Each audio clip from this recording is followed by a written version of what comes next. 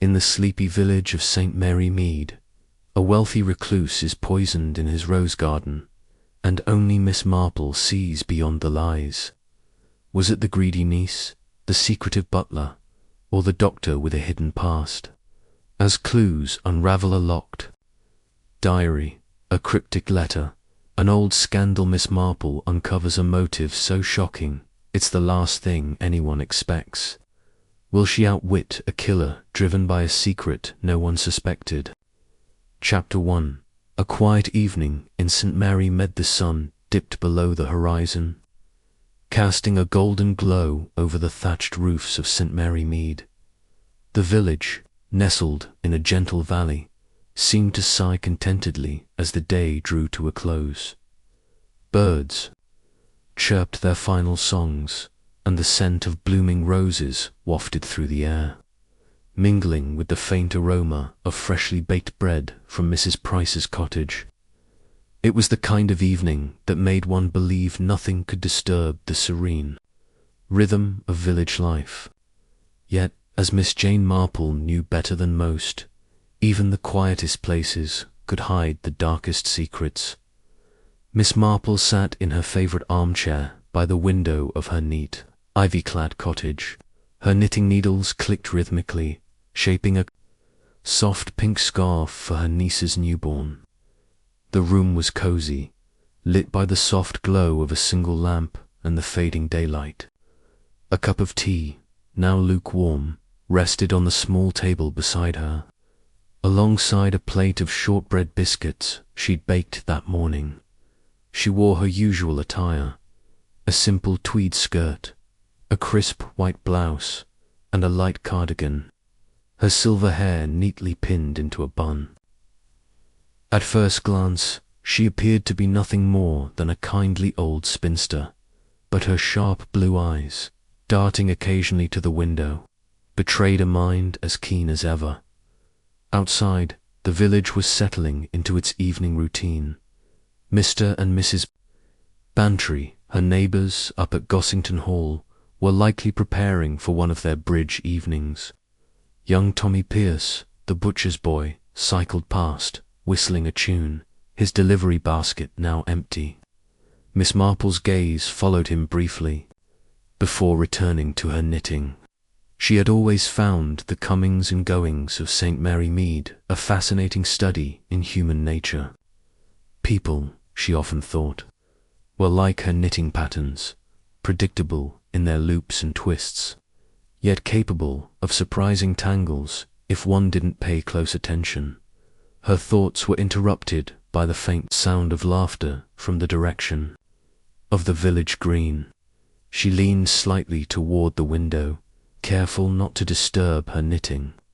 The laughter belonged to a group of young women shop girls, she suspected, from the way they carried themselves with a mix of boldness and self-consciousness. They were gathered near the post office, their voices carrying snippets of gossip that piqued Miss Marple's interest. "And he's ever so rich," they say, "but so peculiar." One girl was saying, her voice high and excited, "Lives all alone up at the manor, with only that grumpy butler and a gardener who barely speaks." "Reginald Hawthorne, you mean?" Another replied, lowering her voice as if afraid someone might overhear. "My cousin works at the grocer's, and she says he orders the strangest things, fancy teas and medicines, like he's got secrets to keep." Miss Marple's lips twitched into a faint smile. Reginald Hawthorne.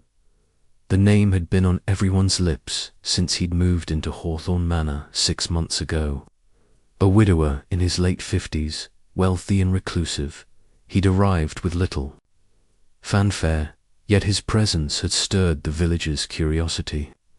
He rarely ventured into St. Mary Mead, preferring to send his butler, Mr. Gibbs, to handle errands. When he did a par at church or the occasional village fete, he was polite but distant, his dark eyes scanning the crowd as if searching for something or someone. She had met him once at a charity tea hosted by Mrs. Bantry. He'd been impeccably dressed in a tailored suit, his greying hair neatly combed, but there was a tightness in his manner, a wariness that reminded her of a man she'd known years ago in her youth, a man who'd carried a secret so heavy it had shaped his every word and gesture.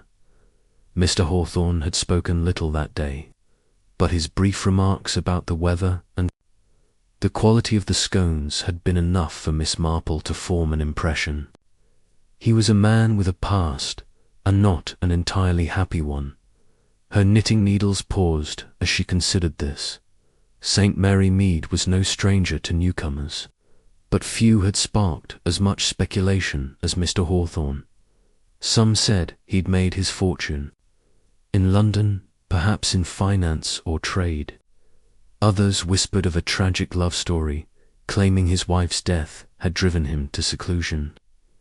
Miss Marple, however, preferred facts to rumours, and she had made it her business to learn what she could. Her maid, Cherry, was a font of information, having a knack for picking up tidbits from the village's network of servants and shopkeepers. Cherry. Miss Marple called softly, her voice carrying just enough to reach the kitchen where Cherry was washing dishes. Yes, Miss Marple. Cherry appeared in the doorway, wiping her hands on a checkered apron. She was a cheerful young woman with bright eyes and a quick smile, newly married and eager to please. Miss Marple found her refreshing, if a bit prone to exaggeration. "What's this I hear about Mr. Hawthorne ordering medicines from the grocer?" Miss Marple asked, her tone casual but her eyes sharp. Cherry's face lit up, delighted to share. "Oh, it's true, miss. My friend Sally, who helps at the chemist's, says Mr. Hawthorne's butler comes in regular, always asking for the same thing, tonic for nerves, she thinks, though it's got a funny name she can't pronounce. And he pays in cash, never wants a receipt, which Sally says is odd for a man so rich." Miss Marple nodded thoughtfully. "And does Sally say how Mr. Hawthorne seems? In health, I mean." Cherry shrugged. "She's never seen him herself, Mr. Gibbs, that's the butler. He's always in a rush, like he's got no time to chat. Sally reckons Mr. Hawthorne must be poorly, else why all the tonics?" "Indeed," Miss Marple murmured, resuming her knitting. "Thank you, Cherry." Cherry bobbed her head and returned to the kitchen, leaving Miss Marple to her thoughts. A tonic for nerves. It could mean nothing. Many gentlemen of Mr. Hawthorne's age took such remedies, or it could mean everything.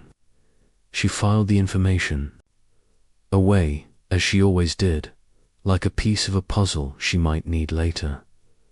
The evening grew darker, and Miss Marple lit another lamp, casting a warm glow over her sitting room. She was just reaching for her tea when a sharp, piercing scream cut through the stillness. Her hands froze, the teacup halfway to her lips. The scream came again, fainter but unmistakable, from the direction of Hawthorne Manor. Miss Marple set the cup down and rose, moving to the window with surprising agility for a woman of her years. She peered out, but the manor was too far to see clearly, its chimneys barely visible against the twilight sky. The village, however, was stirring. Lights flickered on in nearby cottages, and she heard the distant bark of a dog, followed by the sound of running footsteps. "Cherry," Miss Marple called again, her voice calm but firm. "Fetch my shawl and hat, please. I believe something's happened at the manor." Cherry hurried in, her eyes wide. "Was that a scream, Miss?" "I thought I heard yes, it was," Miss Marple said, already reaching for her walking stick, "and I intend to find out why." By the time Miss Marple and Cherry stepped outside, a small crowd had gathered near the village green. Mrs.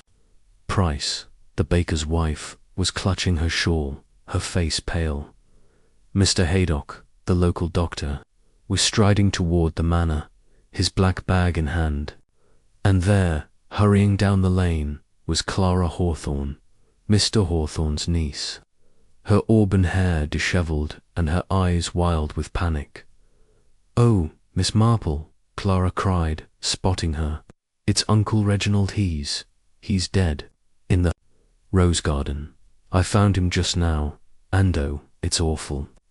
Miss Marple took Clara's trembling hands, her touch gentle but steady. There, my dear. Tell me exactly what happened, but slowly. Every detail matters."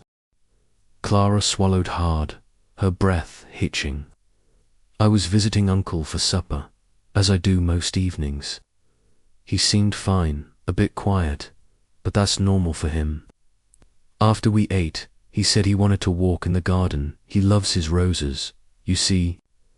I stayed inside to read, but when he didn't come back, I went to look, and there he was, lying by the rose beds, so still. His face was grey, and his eyes—" She broke off, shuddering. "Did you see anyone else?" Miss Marple asked, her voice low and measured, "or hear anything unusual?" Clara shook her head. "No, nothing. Just the usual sounds, birds, the wind. But, oh, Miss Marple, I think he was poisoned. There was a glass beside him, spilled on the ground, and it smelled strange, like medicine but wrong." Miss Marple's eyes narrowed slightly, but her expression remained kind. "You've done well to tell me, Clara. Now, go with Mrs. Price. Make you a cup of tea. The police will need to speak with you soon." As Clara was led away, Miss Marple turned her gaze toward the manor. The crowd was growing, and she could hear the low murmur of speculation. "Poison," Clara had said. "A glass with a strange smell." It was a sort of detail that could mean everything or nothing, but Miss Marple had learned to trust such fragments. They were like the loose threads in her knitting, waiting to be pulled into place. She made her way toward the manor, her steps slow but purposeful. The lane was lined with hedgerows, their leaves rustling in the evening breeze. As she approached, she saw the manor's imposing silhouette, its windows glowing faintly. The rose garden, she knew, was to the side, a carefully tended patch where Mr. Hawthorne had spent many hours. She had seen it once, during a village fete held on the manor grounds, its blooms vibrant even in the late summer. Dr. Haydock was already at the scene when she arrived, kneeling beside a figure sprawled among the roses. Mr. Hawthorne lay on his back, his arms outstretched, his face indeed grey, as Clara had described. A glass lay tipped over nearby, its contents seeping into the soil. The air carried a faint, acrid odour, not unlike the tonics Cherry had mentioned, but sharper, more sinister. "Miss Marple," Dr. Haydock said, glancing up. "I didn't expect to see you here, though I suppose I should have. It's a bad business, I'm afraid." "Indeed, it is," Miss Marple replied, her eyes scanning the scene. "What can you tell me, Doctor?" Haydock sighed, rising to his feet. "Not much yet, but it's likely poison, as young Clara suspected. The symptoms grey pallor, dilated pupils. The smell point to something fast-acting, possibly a cyanide compound or a derivative. I'll need a proper autopsy, to be sure." Miss Marple nodded, her gaze lingering on the glass. "And the time of death?" Recent, Haydock said. "No more than an hour ago, I'd wager. He was alive at supper, according to Clara, so it happened sometime after 7. Miss Marple glanced at the sky, now fully dark. It was just past 8, which meant the killer, if there was one, had acted swiftly. She stepped closer to the body, careful not to disturb anything. Mr. Hawthorne's suit was immaculate, his tie perfectly knotted, but there was something odd about his left hand. It was clenched, as if he'd been holding something tightly in his final moments. "Doctor," she said softly. "Did you notice his hand?" Haydock frowned and knelt again, gently prying open the fingers. A small, crumpled piece of paper fell out, its edges singed as if it had been near a flame. He unfolded it carefully, revealing a single word scrawled in black ink: debt. Miss Marple's eyes gleamed with interest, but she said nothing. Instead, she turned her attention to the garden itself. The rose beds were meticulously arranged, their blooms a mix of reds, pinks, and whites. A narrow path led back to the manor, and she could see the French doors of the drawing room, slightly ajar. Someone could have slipped out, poisoned the glass, and returned unnoticed. Or perhaps the poison had been administered earlier. In the tonic Mr. Hawthorne took so regularly, her thoughts were interrupted by the arrival of Inspector Craddock, a familiar figure from Scotland Yard who had worked with Miss Marple on previous cases. He was a tall, broad-shouldered man in his 40s, with a nonsense demeanour softened by a genuine respect for Miss Marple's insights. "Miss Marple," he said, tipping his hat, "I should have known you'd beat me to the scene. What's your take on this?" "Too early to say, Inspector," she replied, her tone mild. "But I suspect Mr. Hawthorne's death is no accident. That glass, and this paper in his hand, suggests someone had a reason to want him gone." Craddock nodded, his eyes scanning the garden. "We'll take the glass for analysis, and I'll have my men search the manor. Clara's inside, along with the butler, a gardener, and a guester, Dr. Elise Warren. I'll need to interview them all." "Of course," Miss Marple said. "And if I may, Inspector, I'd like to sit in on those interviews. Quietly, of course. I find people often say more than they intend when they think no one's listening." Craddock smiled faintly. "I'd be a fool to say no, Miss Marple. Come along then. Let's see what the household has to say." As they walked toward the manor, Miss Marple's mind was already at work.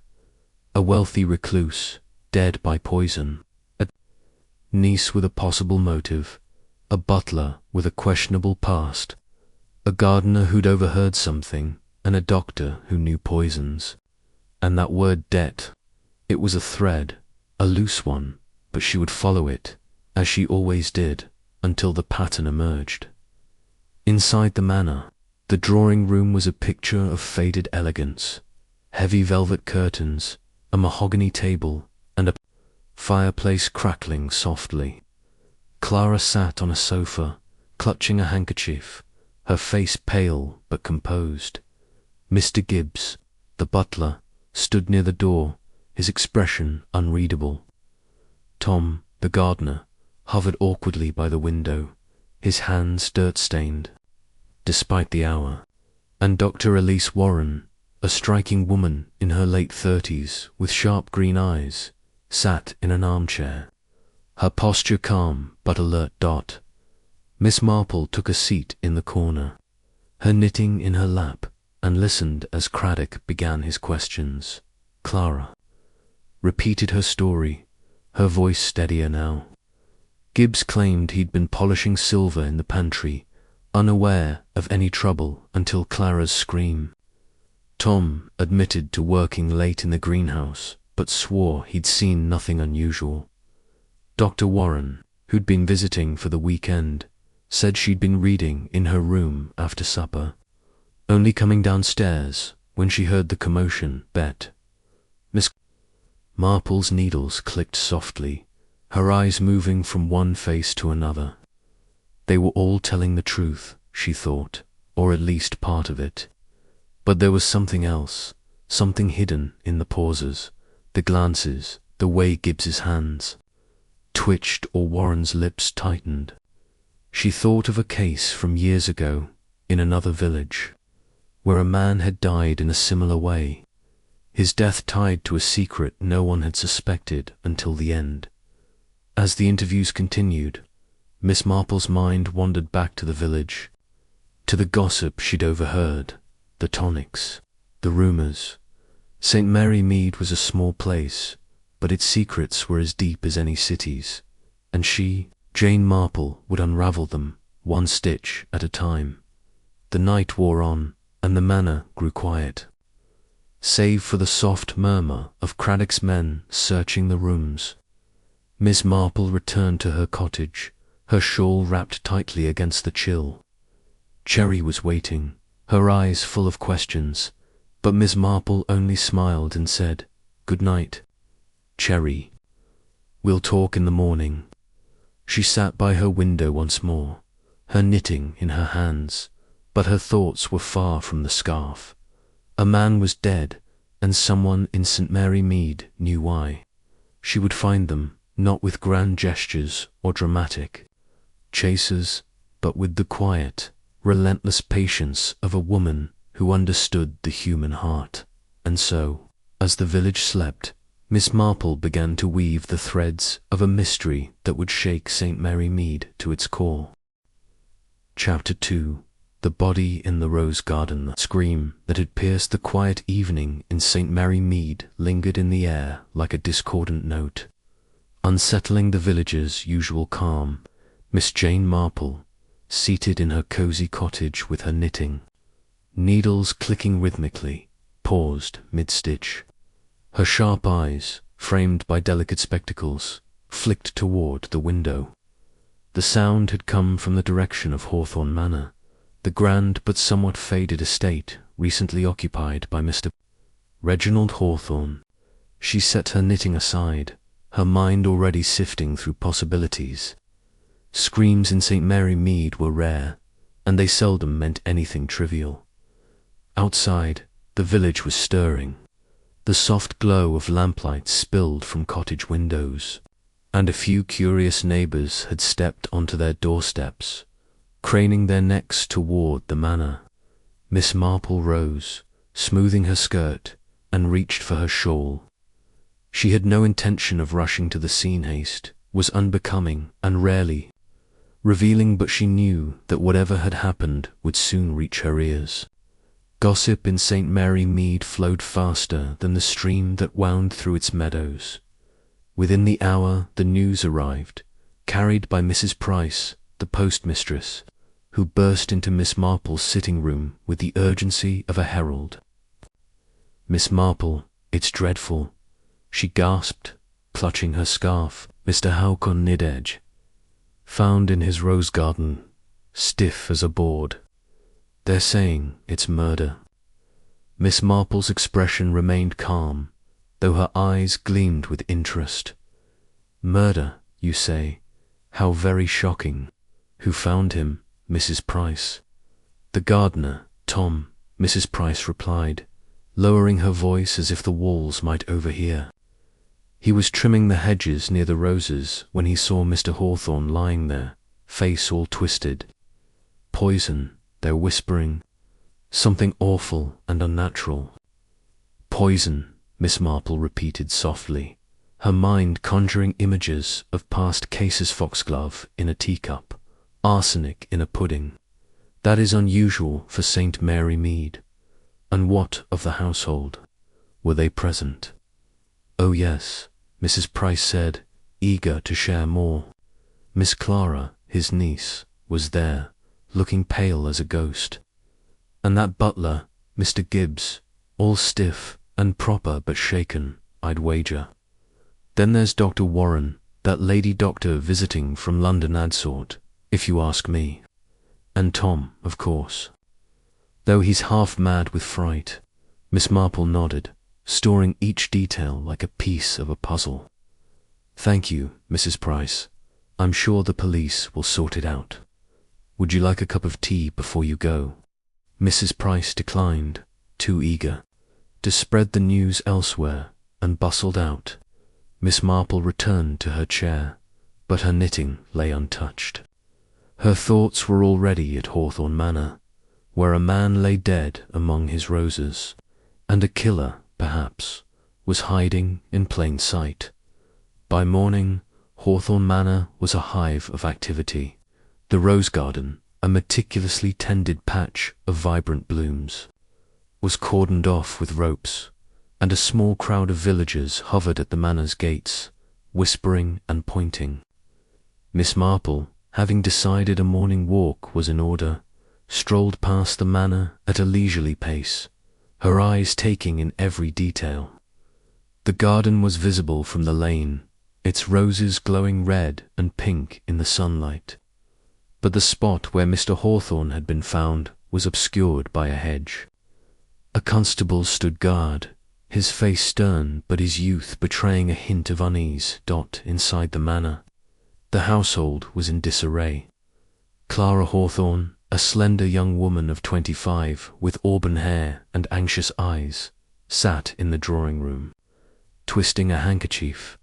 Mr. Gibbs, the butler, moved silently through the halls, his face a mask of professionalism despite the tremor in his hands. Tom, the gardener, lingered near the kitchen, muttering to himself about cursed roses, and Dr. Elise Warren, a poised woman in her 40s, with sharp features and a cool demeanor, stood by the window, observing the scene outside with an unreadable expression. Miss Marple did not enter the manor. Such boldness was unnecessary, but she lingered near the gate, where she overheard snippets of conversation from two maids who had slipped out for a moment's gossip. "It's poison. Mark my words," one said, her voice low. "Something fancy, not your common rat poison." Mr. Hawthorne was clutching his throat, they say, like he couldn't breathe. "Clara's beside herself," the other replied, "but I saw her last night, before it happened, pacing the hall, like she was waiting for something. And that Dr. Warranty knows about poisons, doesn't she? Being a doctor and all." Miss Marple filed these tidbits away, her face betraying nothing. She turned back toward the village, her mind turning over the cast of characters. Clara, the niece, stood to inherit, but her distress seemed genuine, or was it too perfect? Gibbs, the butler, had the run of the house, but what motive could he have? Tom, the gardener, was closest to the scene, yet his fear seemed to roar, to be feigned. And Dr. Warren, with her medical knowledge, was an intriguing figure. Poison was a precise weapon, requiring both opportunity and expertise. Back at her cottage, Miss Marple settled into her armchair and reached for her notebook, a small, leather-bound volume where she jotted down observations. She wrote, "Poison, toxin, household, Clara, Gibbs, Tom, Dr. Warren, motives unclear. Observe reactions." She paused, then added, "Recall Mrs. Bantry's case, poisoned guest, family secrets, similar." The village was alive with speculation by midday. At the Blue Boar, the local pub, men gathered over pints, debating whether Hawthorne had enemies from his days in London or if the killer was closer to home. The vicar, Mr. Clement, called for calm in his sermon, but even he couldn't resist mentioning the tragedy at the manor in his prayers. Miss Marple, attending the service, noted the absence of the manor's residents, though she spotted Tom in the back pew, his hands clasped tightly. That afternoon, Miss Marple paid a visit to Mrs. Bantry, her friend and a fellow lover of village. Intrigue over tea and scones. Mrs. Bantry shared what she'd heard. "They say the poison was something exotic, Jane. Something you'd need a chemist to get hold of. And Clara, poor girl, she's been crying non-stop, but I heard she and her uncle had a dreadful row last week. Something about her young man, Philip."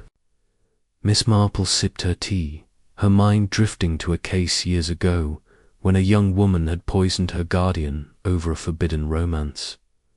"Clara's young man," she mused. "What do we know of him?" "Not much," Mrs. Bantry admitted.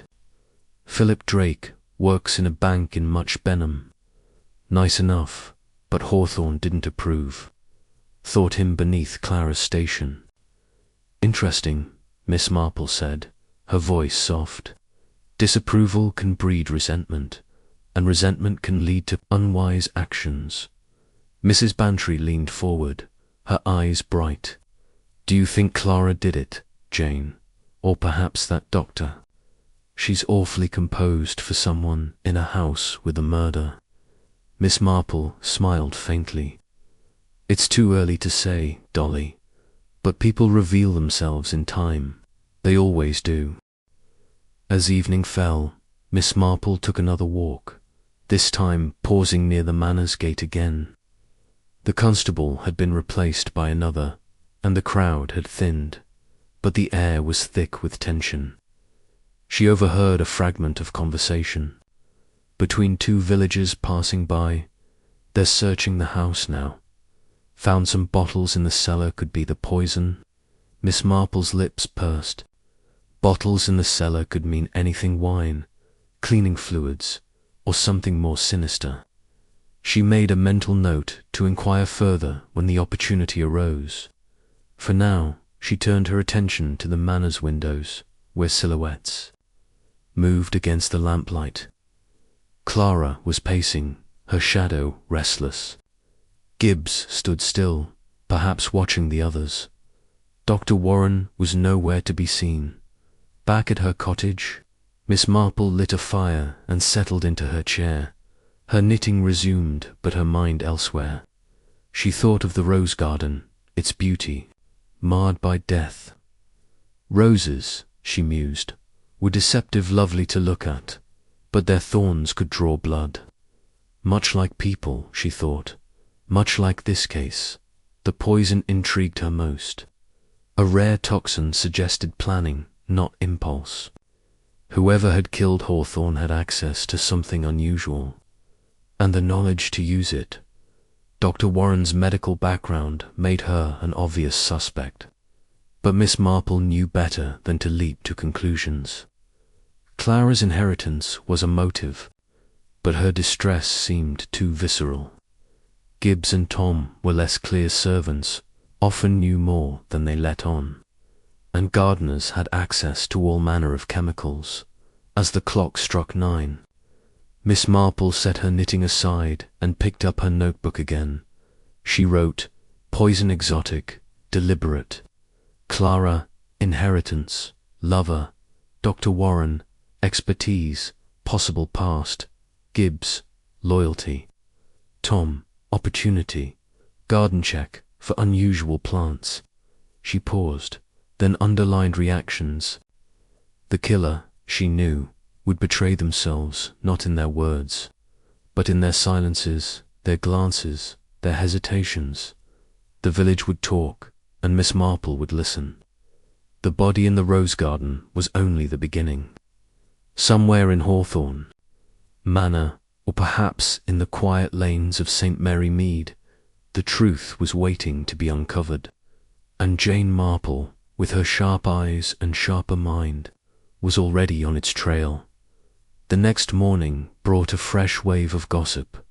Miss Marple, taking her usual stroll to the village shop, overheard Mrs. Price again, this time regaling a group of women outside the post office.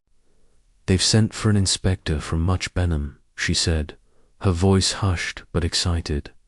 Craddock, they say. He's handled murders before, and they're testing the poison, now something called aconite, or so I heard. Miss Marple murmured to herself, pausing to adjust her hat. Aconite, derived from the monkshood plant, was deadly and fast-acting. It was not something one stumbled upon by accident. She made a note to ask Tom about the manor's gardens. Godden's monkshood was a striking plant, often grown for its beauty, but its roots were lethal. At the shop, Miss Marple purchased a tin of biscuits and lingered, listening as the shopkeeper, Miss Weatherby, shared her own theories. I saw Clara yesterday, buying a few things. She looked like she hadn't slept a wink, and that Gibbsy came in for some polish, but his hands were shaking. Never seen him like that before. Miss Marple nodded sympathetically. A dreadful shock for everyone, I'm sure. And Dr. Warren, has she been about? Not her, Miss Weatherby said, pursing her lips. Keeps to herself, that one. Came in once for some headache powders, but barely said a word. Too high and mighty, if you ask me. Miss Marple thanked her and left, her mind buzzing. Clara's sleeplessness, Gibbs' nerves, Dr. Warren's reservage, was a thread in the tapestry of the case. She decided to pay a call on the vicar later, as he often heard things others missed. For now, she returned home, where a letter awaited her from her nephew, Raymond, full of cheerful nonsense about London. She smiled as she read it, but her thoughts remained with the rose garden and the man who had died there. By noon, Inspector Craddock's arrival was the talk of the village. A tall, lean man with a nonsense air, he had a reputation for thoroughness. Miss Marple, passing the manor on her way to the vicarage, saw his car parked outside, a sleek black vehicle that stood out among the village's bicycles and carts. She didn't stop, but she noted the constable's relaxed posture. Craddock's presence had brought order to the chaos at the vicarage. Mr. Clement welcomed her warmly, offering tea and a seat by the fire. A terrible business, Miss Marple, he said, shaking his head. Poor Mr. Hawthorne. I barely knew him, but he seemed a decent sort, if a bit reserved. Reserved, Miss Marple echoed, her tone inviting more. The vicar hesitated, then leaned forward. He came to service once or twice, but he kept to himself. Clara, though she was more open, always asking about village events, she seemed troubled lately. I thought it was just the strain of living with her uncle. Troubled, Miss Marple said, her eyes narrowing slightly. In what way? Oh, nothing specific, Mr. Clement said quickly. Just a feeling. She'd linger after service, as if she wanted to talk, but never did. And once I saw her with that young man, Philip, near the churchyard. They were arguing, I think. Miss Marple nodded, her mind adding this to her mental ledger. Clara's troubles, Philip's presence, the argument, it all pointed to a young woman under pressure. But was it enough to drive her to murder? Thanked the vicar and left, her steps slow but purposeful. The village was settling into its usual rhythm, but the shadow of the manor loomed large.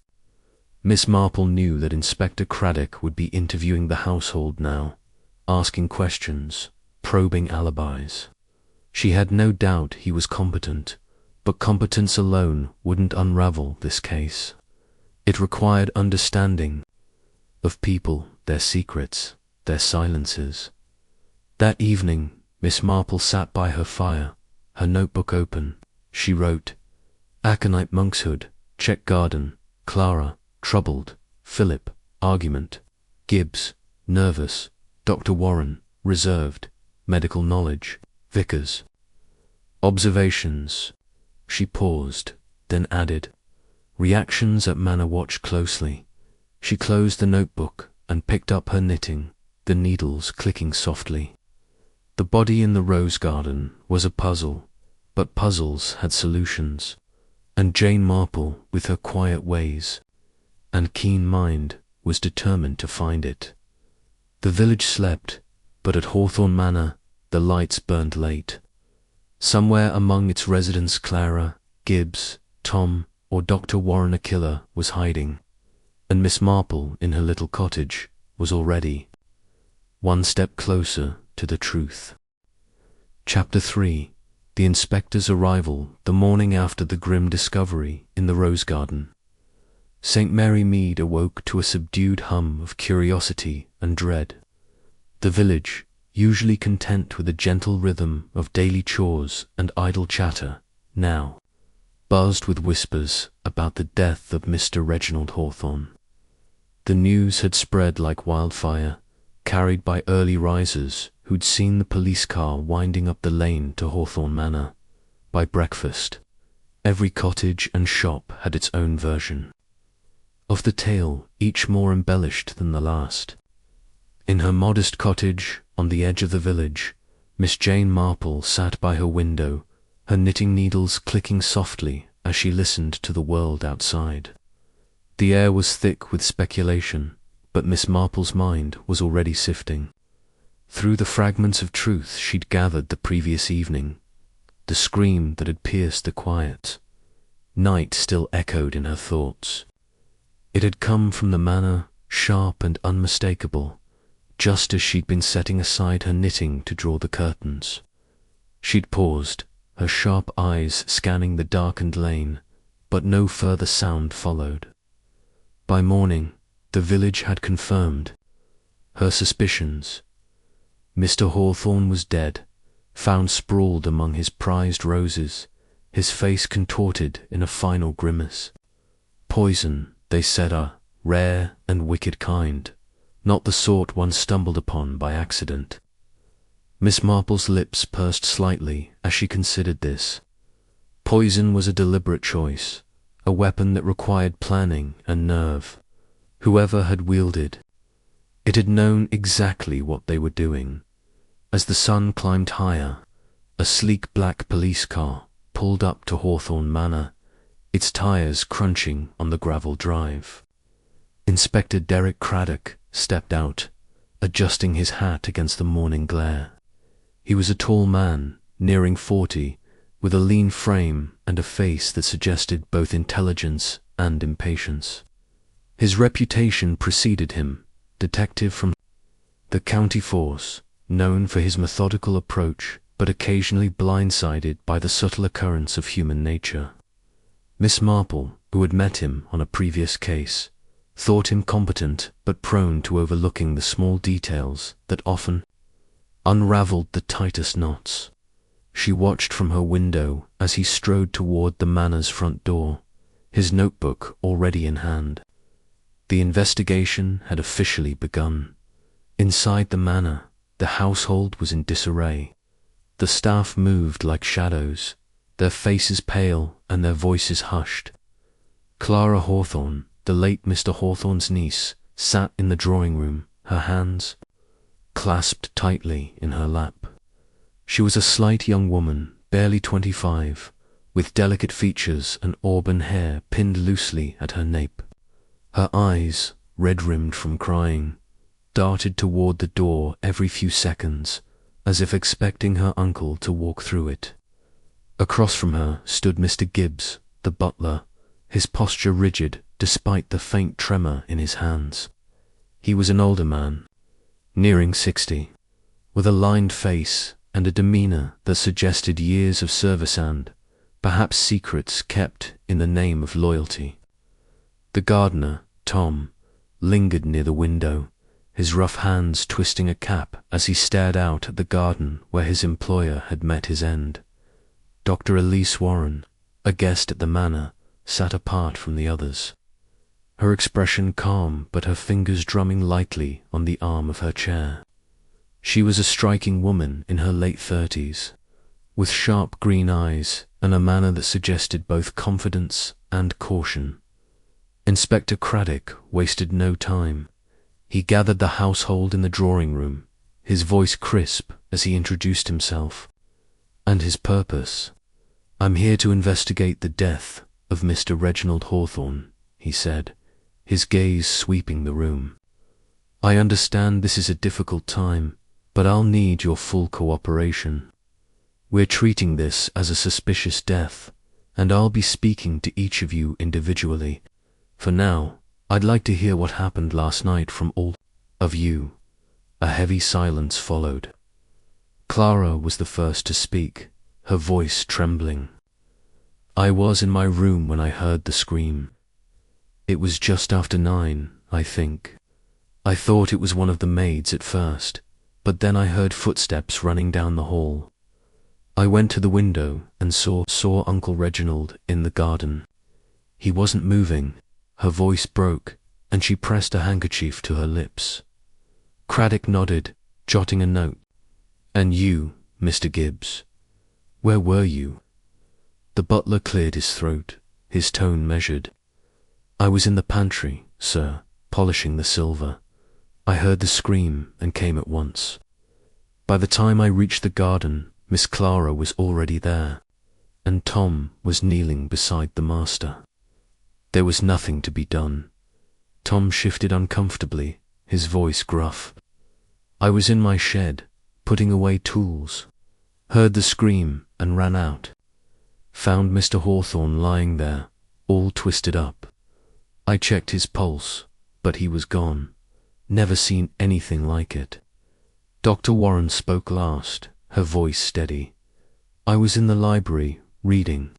The scream startled me, and I joined the others in the garden shortly after. I'm a doctor, so I examined him briefly. He was already dead, and the symptoms dilated pupils, muscle rigidity suggested poisoning. I advised against moving the body until the police arrived. Craddock's eyes narrowed slightly at her clinical tone, but he made no comment. Instead, he turned to the group. Did anyone see or hear anything unusual before the scream? An argument, perhaps, or a visitor? The room grew still. Clara shook her head, her fingers tightening on her handkerchief. Gibbs stared at the floor, his jaw tight. Tom muttered something about the wind in the trees. Dr. Warren met Craddock's gaze evenly, her expression unreadable. Nothing out of the ordinary, she said. It was a quiet evening. Miss Marple, who had arrived at the manor under the pretense of delivering a basket of apples from her garden, stood quietly near the doorway. She had a knack for blending into the background, her unassuming presence often mistaken for insignificance. But her eyes missed nothing. She noted Clara's nervous fidgeting, the way Gibbs avoided looking at his mistress, Tom's uneasy glances toward the garden, and Dr. Warren's almost too perfect composure. There was something here, she thought, something just beneath the surface, like a thread waiting to be pulled. Inspector, Miss Marple said softly, stepping forward, if I may, I couldn't help but overhear last night's commotion from my cottage. The scream was quite distinct, but I also thought I heard a gate creak just before it. The one at the back of the manor, perhaps. It's rather rusty, you know. Craddock turned, a flicker of surprise crossing his face. Miss Marple, he said, with a mix of respect and wariness. I didn't realize you were here. A creaking gate, you say? That could be significant. Thank you. He made a note, though his tone suggested he wasn't entirely sure what to make of her contribution. The interviews continued through the morning, each member of the household recounting their version of the evening. Clara spoke of her uncle's recent preoccupation, how he'd been more withdrawn than usual, often locking himself in his study. Gibbs described his duties, insisting he'd been nowhere near the garden until the scream. Tom admitted to tending the roses earlier that day, but swore he'd left the garden pristine. Dr. Warren reiterated her medical observations, adding that the poison, likely a derivative of aconite, was rare and required expertise to administer dotas. The inspector probed. Miss Marple wandered the manor's ground floor, her steps slow but purposeful. She paused in the hall, her gaze lingering on a small table where a vase of wilted flowers stood. The flowers, she noted, were from the garden roses, like those near the body. She bent closer, her fingers brushing the petals. A faint, bitter scent clung to them, almost imperceptible. Her lips twitched in a faint smile. Not proof, not yet, but a detail worth remembering.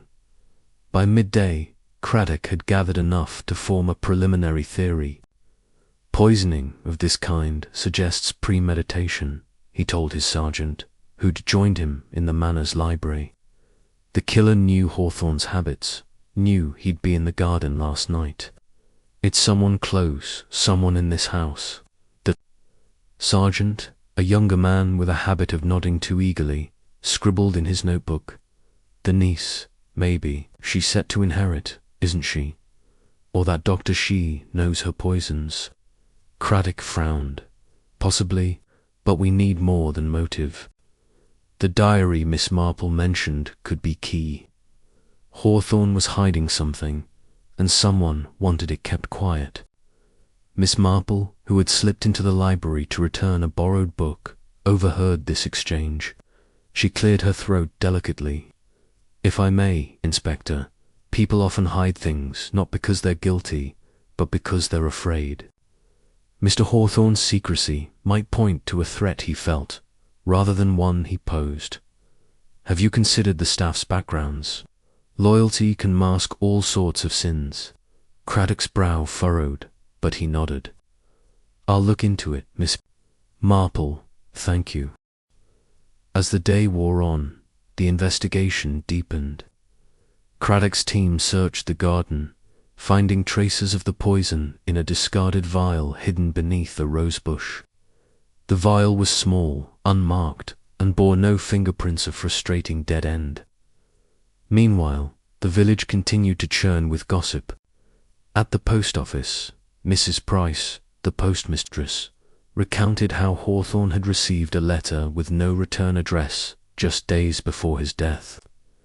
At the tea shop, old Mr. Wicks swore he'd seen a stranger near the manor's back gate the previous week. Miss Marple listened to these tidbits as she went about her errands, filing them away like pieces of a puzzle. Back at the manor, Clara's composure began to crack. During a second interview, she admitted to a heated argument with her uncle the previous week. He didn't trust Philip, she said, her voice barely above a whisper. He thought Philip was after my money, but I love him, Inspector. I'd never hurt Uncle Reginald, not even for that. Craddock pressed her on her whereabouts, but Clara's answers grew vague. I was in the village, I think. I stopped at the shop, but it was late, and I don't remember exactly. Her eyes filled with tears, and she looked away. Miss Marple, observing from a corner, noted the girl's distress. It reminded her of a young maid she'd known years ago, caught in a lie not because she was guilty, but because she was protecting someone. Clara's suitor, Philip, was a question mark. He hadn't been at the manor last night, but his influence loomed large. Miss Marple resolved to learn more about him. Dr. Warren, questioned again, remained unflappable. She provided a detailed account of her evening, corroborated by a patient's family who'd called her for a consultation. But Miss Marple's thoughts kept returning to the doctor's expertise. Aconite was no common poison. It required knowledge, access, and precision. Dr. Warren's hospital connection to Hawthorne's late wife, though not yet confirmed, was another thread to tug Doc Gibbs and Tom two-faced scrutiny. The butler's past emerged a minor theft charge from decades ago, long since paid for. He insisted he'd been loyal to Hawthorne, but his eyes flickered when asked about the locked study. Tom, meanwhile, seemed genuinely shaken, his rough hands trembling as he described finding the body.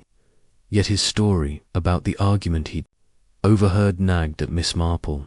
An unknown visitor, he'd said. Someone who'd slipped away before the scream.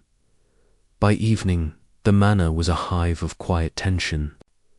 Craddock's team had cordoned off the garden, and the household moved through their routines like actors in a play, each aware of the other's scrutiny. Miss Marple returned to her cottage, her mind turning over the day's observations. The creaking gate, the bitter-scented roses, Clara's tears, Gibbs' unease, Tom's tale, Dr. Warren's calm, they all pointed to a truth just out of reach.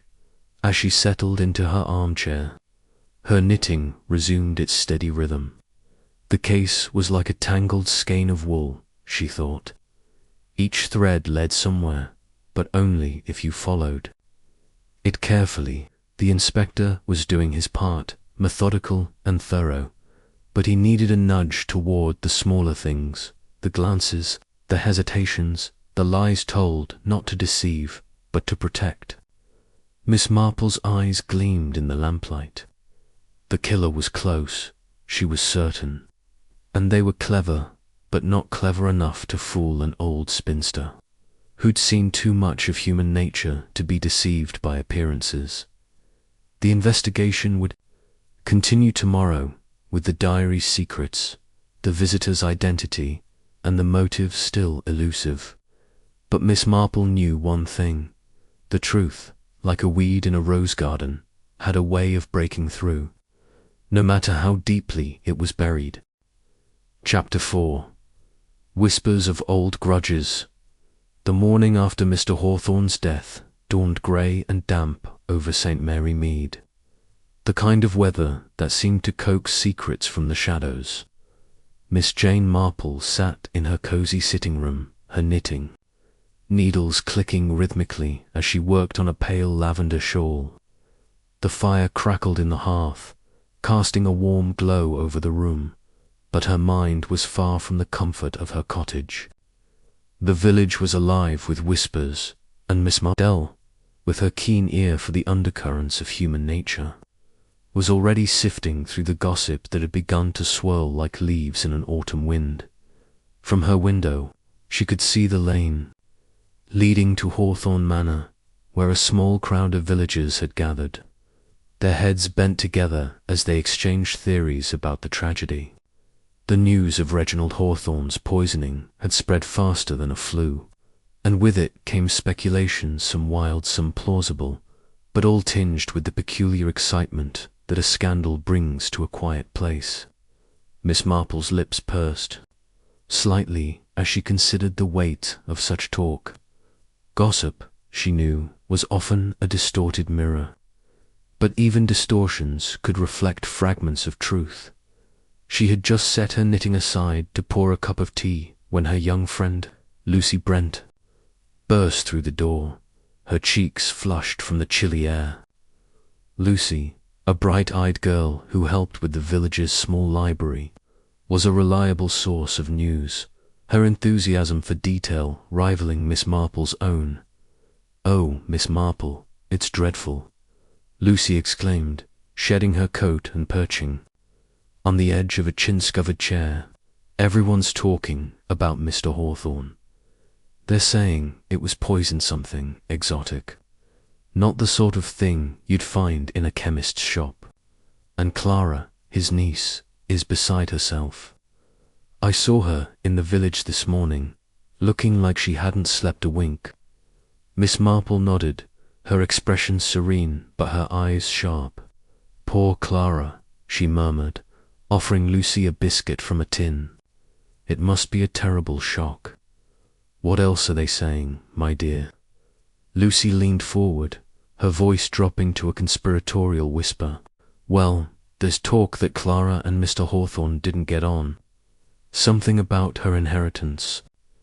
Apparently, he was planning to change his will, and Clara was furious. And then there's Philippa's suitor, you know. Mr. Hawthorne didn't approve of him at all. Called him a fortune hunter, or so Mrs. Price at the post office says." Miss Marple's fingers paused over her teacup. "A fortune hunter," she repeated softly, as if testing the phrase. "That's a serious accusation. And what does the village make of Philip?" Lucy shrugged, nibbling her biscuit. "Mixed feelings. He's charming, enough works as a clerk in Much Benham, I think, but some say he's too smooth, always talking about grand plans that never seem to happen. Mrs. Bantry thinks he's after Clara's money, but then she thinks that about anyone who courts a girl with prospects." Miss Marple smiled faintly, her mind drifting to a memory of another young man, years ago in St. Mary Mead, who had courted a wealthy widow with similar charm and ambition. That case had ended in heartbreak, not murder, but the patterns of human behavior, she knew, were remarkably consistent. "And what of the other residents of the manor?" she asked. "The butler, Mr. Gibbs, or the gardener, Tom, or that friend of Mr. Hawthorne's, Dr. Warren?" Lucy's eyes widened. "Oh, Dr. Warren's a bit of a mystery. She's not from here. Came to visit Mr. Hawthorne a week ago. Some say she's brilliant, a proper doctor who worked in London hospitals, but others think there's something odd about her. She keeps to herself, doesn't chat much. As for Gibbs, he's been with Mr. Hawthorne for years, but he's so stiff and proper, you'd think he was hiding something. And Tom, well, he's just Tom. Grumbles about the roses and drinks too much at the Blue Boar, but no one thinks he's clever enough to poison anyone." Miss Marple nodded, filing each detail away. "Thank you, Lucy. You've been most helpful. Now, do have another biscuit before you catch a chill." As Lucy chattered on about minor village matters, Miss Marple's thoughts turned to Clara Hawthorne, a young woman caught between grief and suspicion, with an inheritance at stake and a suitor her uncle disapproved. If it was a situation ripe for misunderstanding. She recalled a case from her youth, a spinster aunt in a neighbouring village who had quarrelled with her nephew over a will. The nephew had been innocent of any crime, but the villagers' whispers had nearly ruined him. Miss Marple wondered if Clara was facing a similar trial by gossip.by mid-morning. The drizzle had cleared, and Miss Marple decided to take a stroll toward the village green. She donned her tweed coat and a sensible hat, her walking stick tapping lightly on the path. The air was crisp, carrying the scent of wet earth and wood smoke, and the village was unusually busy for a weekday. At the post office, Mrs. Price was holding court, her voice carrying to the street as she recounted the latest theories about the murder. "I'm telling you, it's that niece of his," Mrs. Price declared to a small audience of shoppers. "Clara's got a temper, and with Mr. Hawthorne threatening to cut her out of the will, who can blame her? Mark my words, she slipped something into his tea." Miss Marple lingered just outside, adjusting her scarf as she listened. Mrs. Price's certainty was predictable, but it lacked nuance. Clara might have a motive, but poison, especially a rare toxin, required knowledge and opportunity, not just anger. Miss Marple made a mental note to learn more about the poison itself. Was it something a young woman like Clara could access? Or did it point to someone with specialized expertise, like Dr. Warren? Her next stop was the village shop, where Mr. Tuttle, the grocer, was sweeping the doorstep. He greeted her with a nod, his face sombre. "Terrible business at the manor, Miss Marple. Never thought I'd see such a thing in St. Mary Mead." "Indeed." Miss Marple agreed, selecting a tin of shortbread from the counter. "It's unsettled everyone. Have you seen much of the Hawthorne household lately? Clara, perhaps, or Mr. Gibbs?" Mr. Tuttle scratched his chin. "Clara was in yesterday, buying a few odds and ends. Looked pale, like she'd been crying. Gibbs comes in regular for the manor's supplies, always pays on time, never chats. That Dr. Warren, though she bought some herbal tea last week, said it was for her nerves. Funny thing to buy if you're a doctor, don't you think?" Miss Marple's eyes twinkled behind her spectacles. "Perhaps she prefers natural remedies," she said mildly, but her mind was racing. Herbal tea could be innocuous, but certain plants, foxglove, hemlock, could be deadly in the wrong hands. She thanked Mr. Tuttle and continued her walk, her thoughts circling back to Dr. Warren. By noon, Miss Marple had settled on a bench near the church, her knitting in her lap as she watched the comings and goings of the village. It was here that she spotted Clara Hawthorne herself, walking briskly toward the vicarage. Clara's face was drawn, her auburn hair tucked untidily under a cloached hat, and she clutched a small parcel as if it were a lifeline. Miss Marple observed her quietly, noting the way Clara glanced over her shoulder as if expecting to be followed. Moment later, Philip Trent appeared from a side lane, his coat collar turned up against the breeze. He was a handsome young man, with dark hair and a quick, confident stride. But there was something in his expression, flicker of anxiety, that caught Miss Marple's attention. He approached Clara, and the two exchanged a few hurried words, their heads close together. Clara shook her head, her gestures sharp, and Philip touched her arm briefly before they parted. He toured the village, and she into the vicarage. Miss Marple's needles clicked steadily. A lover's quarrel, perhaps, or something more. Philip's reputation as a fortune hunter was likely exaggerated, but his presence so soon after the murder was worth noting. She recalled another case, years ago, where a young man's devotion to a heiress had masked a deeper agenda. Philip, she decided, merited closer scrutiny. As the afternoon wore on, Miss Marple made her way to the Blue Boar, the village pub, where she knew the gardener, Tom, often spent his evenings. She had no intention of entering the Blue Boar, was not a place for a lady of her years, but she paused near the window, where she could hear the hum of conversation. Tom's voice, rough and slightly slurred, carried through the glass. Never liked the old man, he was saying to someone unseen. Always fussing about the roses, as if I didn't know my job. But I didn't kill him, no matter what they say. Saw someone skulking about the manor that night, though. Couldn't see their face, mind you, but they were up to no good. Miss Marple's lips twitched. Tom's story was vague, but it suggested an outsider or someone posing as one. She filed the information away and turned back toward home, her mind buzzing with possibilities. That evening, as she sat by her fire with a cup of chamomile tea, Miss Marple reflected on the day's discoveries.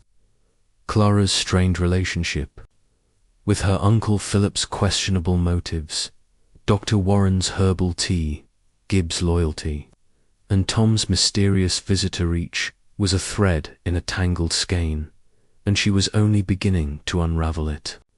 The poison, she suspected, was the key. Its rarity suggested a killer with knowledge, perhaps even a professional background.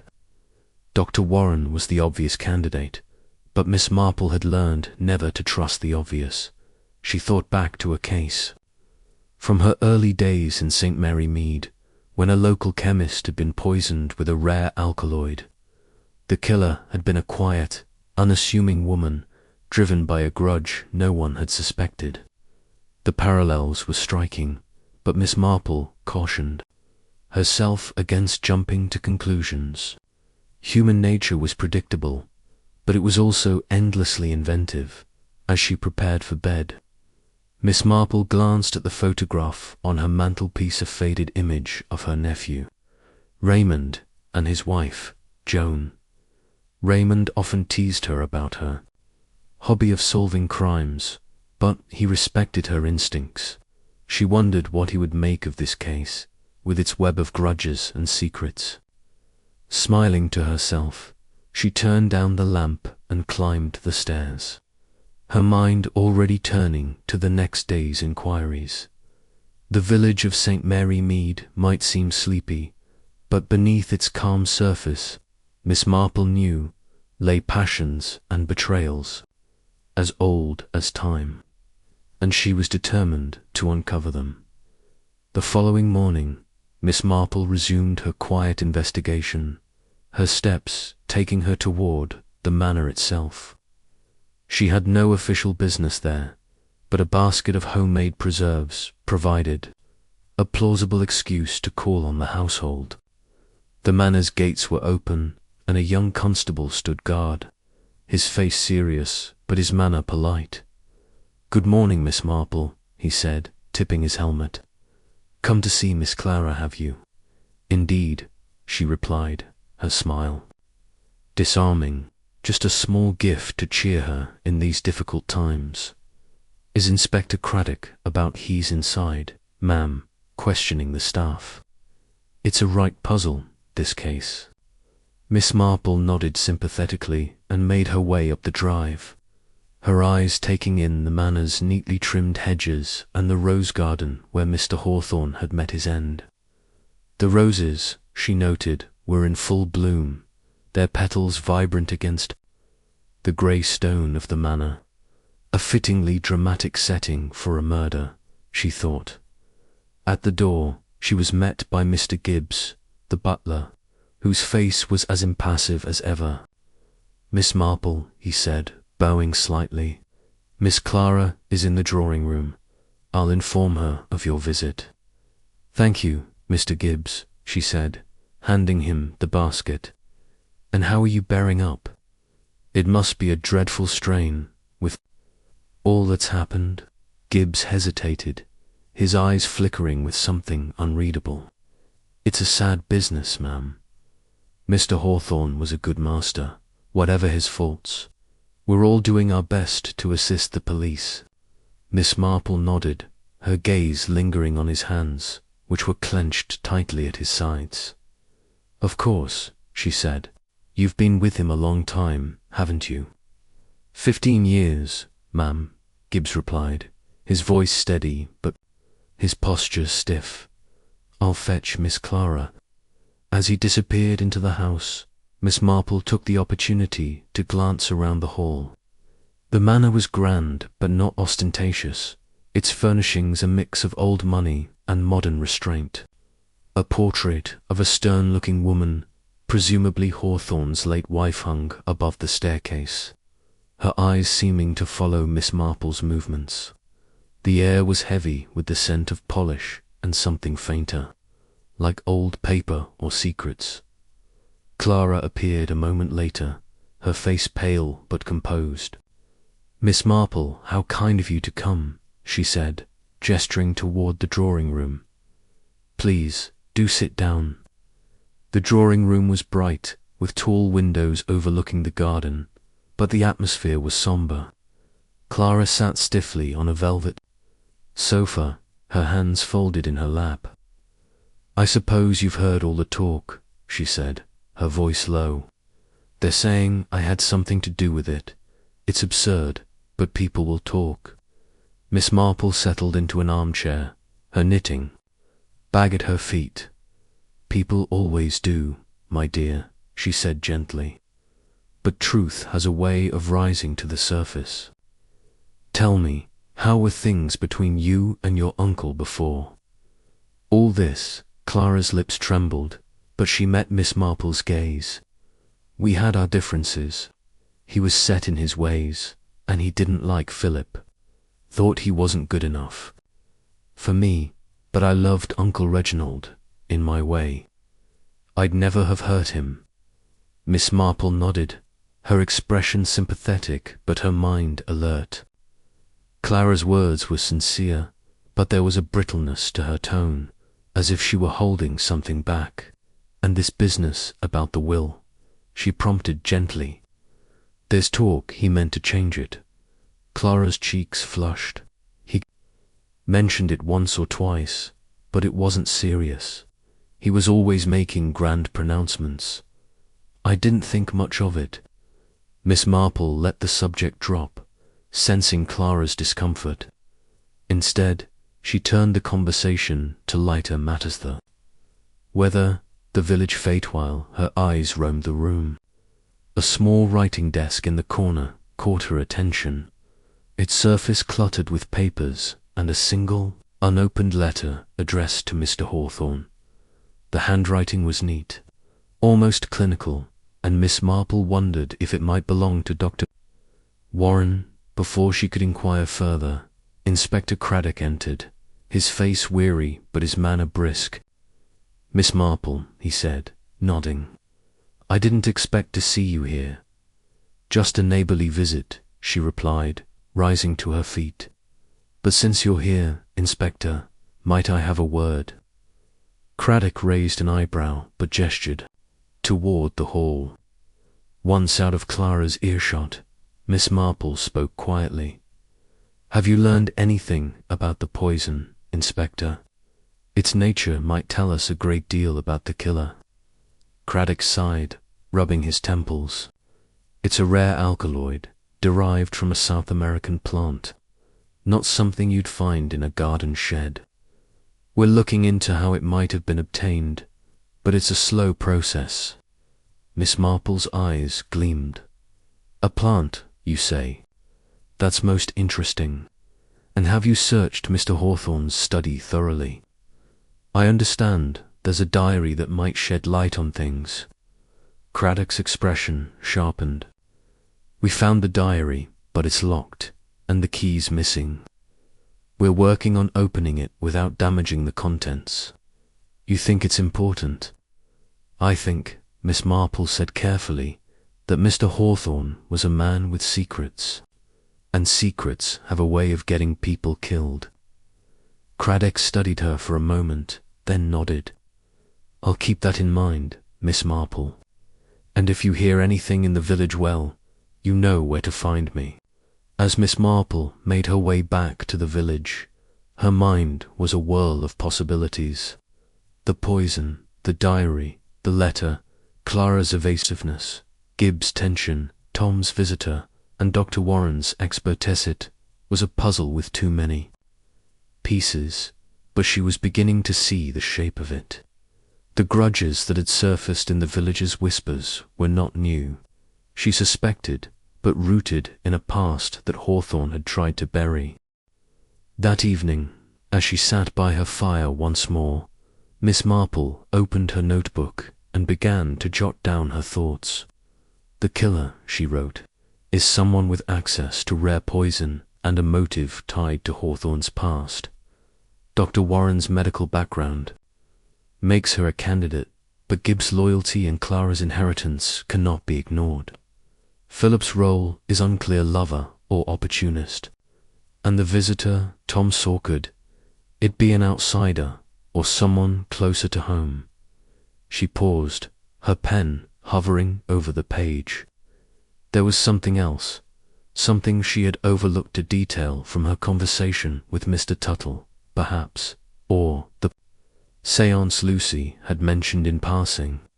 She closed her eyes, letting her mind drift, and then it came to her, the herbal tea Dr. Warren had bought. It was a small thing, but in a case like this, small things could be deadly. Miss Marple set her notebook aside and picked up her knitting, her needles resuming their steady rhythm. The village might be whispering, but she was listening, and sooner or later the truth would speak louder than the gossip. The days that followed were a blur of activity in St. Mary Mead.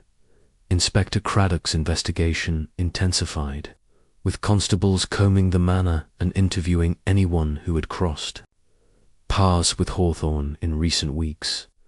The village, meanwhile, seemed to thrive on the drama, each new rumour adding fuel to the fire. Miss Marple, ever the observer, continued her quiet inquiries, her walks through the village yielding snippets of information that she pieced together like a patchwork quilt. One afternoon, she found herself at the vicarage where Mrs. Clement, the vicar's wife, was hosting a small tea for the Women's Institute. The talk, predictably, turned to the murder, and Miss Marple listened as the ladies debated the suspects with the fervour of a courtroom. I still say it's Clara, declared Mrs. Bantry, her voice carrying over the clink of teacups. Blood's thicker than water, but money's thicker than both. She stood to lose everything if Hawthorne changed his will. Mrs. Clement, ever the peacemaker, shook her head. Clara's a sweet girl. I can't imagine her doing such a thing. What about that butler Gibbs? He's got a shifty look about him. Miss Marple sipped her tea, her expression neutral. Mr. Gibbs does seem devoted to the household, she said mildly, but devotion can take many forms. And Dr. Warren, has anyone spoken to her recently? The room fell silent for a moment, the ladies exchanging glances. She's an odd one, Mrs. Bantry said at last. Keeps to herself. Always scribbling in that notebook of hers. I saw her in the village yesterday, buying more of that peculiar tea. If you ask me, she's the one to watch. Miss Marple nodded, her mind returning to the poison. An alkaloid from a South American plant, Craddock had said. She made a mental note to ask Lucy if the library had any books on botany or toxicology. It was a long shot, but she had solved cases on less dot. As the tea drew to a close, Miss Marple excused herself and stepped into the vicarage garden, where she found Tom, the gardener, trimming the hedges. He looked up as she approached, his face weathered but his eyes wary. "Good afternoon, Tom," she said, her tone friendly. "The garden's looking lovely, despite all the upset." Tom grunted, wiping his brow. "Roses don't care about murders, ma'am. They just keep blooming." "Quite so," Miss Marple agreed, pausing to admire a cluster of crimson blooms.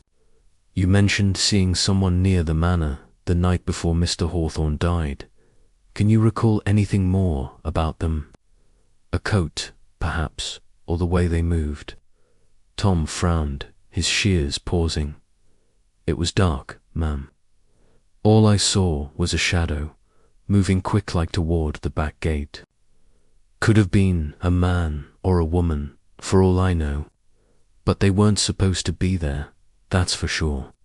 Miss Marple thanked him and continued her walk, her mind turning over Tom's words.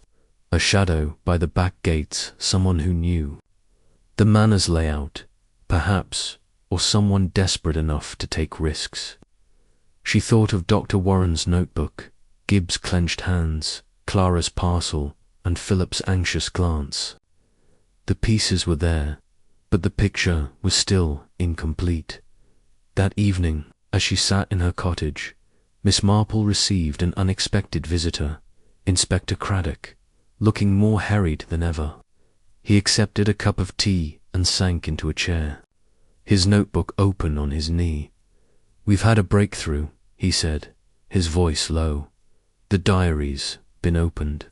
It's full of entries about Hawthorne's late wife, something about a scandal at a hospital where she worked. There's a name mentioned E, but no details.